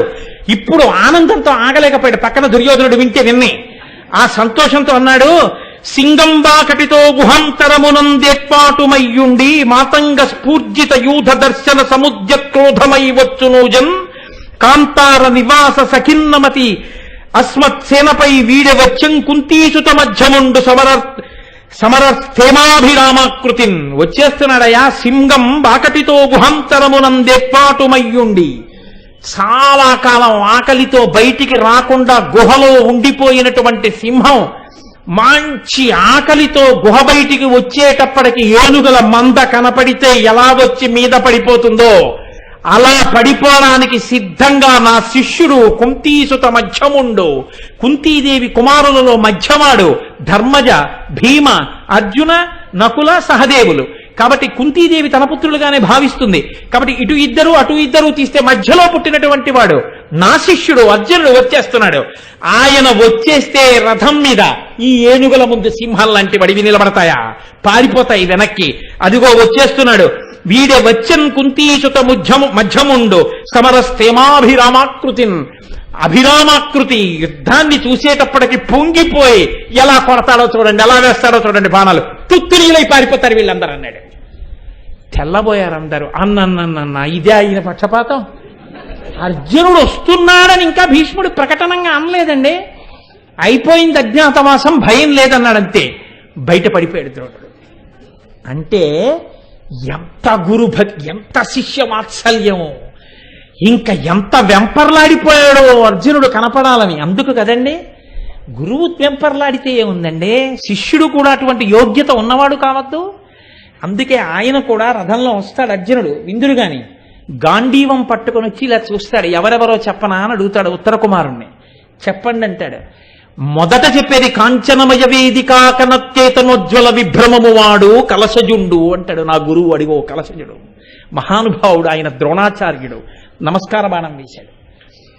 గురువు గారిని చూస్తే శిష్యుడు, శిష్యుణ్ణి చూస్తే గురువు, చంద్రుణ్ణి చూసి సముద్రం, సముద్రాన్ని చూసి చంద్రుడు ఉప్పొంగిపోయినట్లు ఉప్పొంగుతారట హృదయాల్లో. అంత సంతోషపడతారట.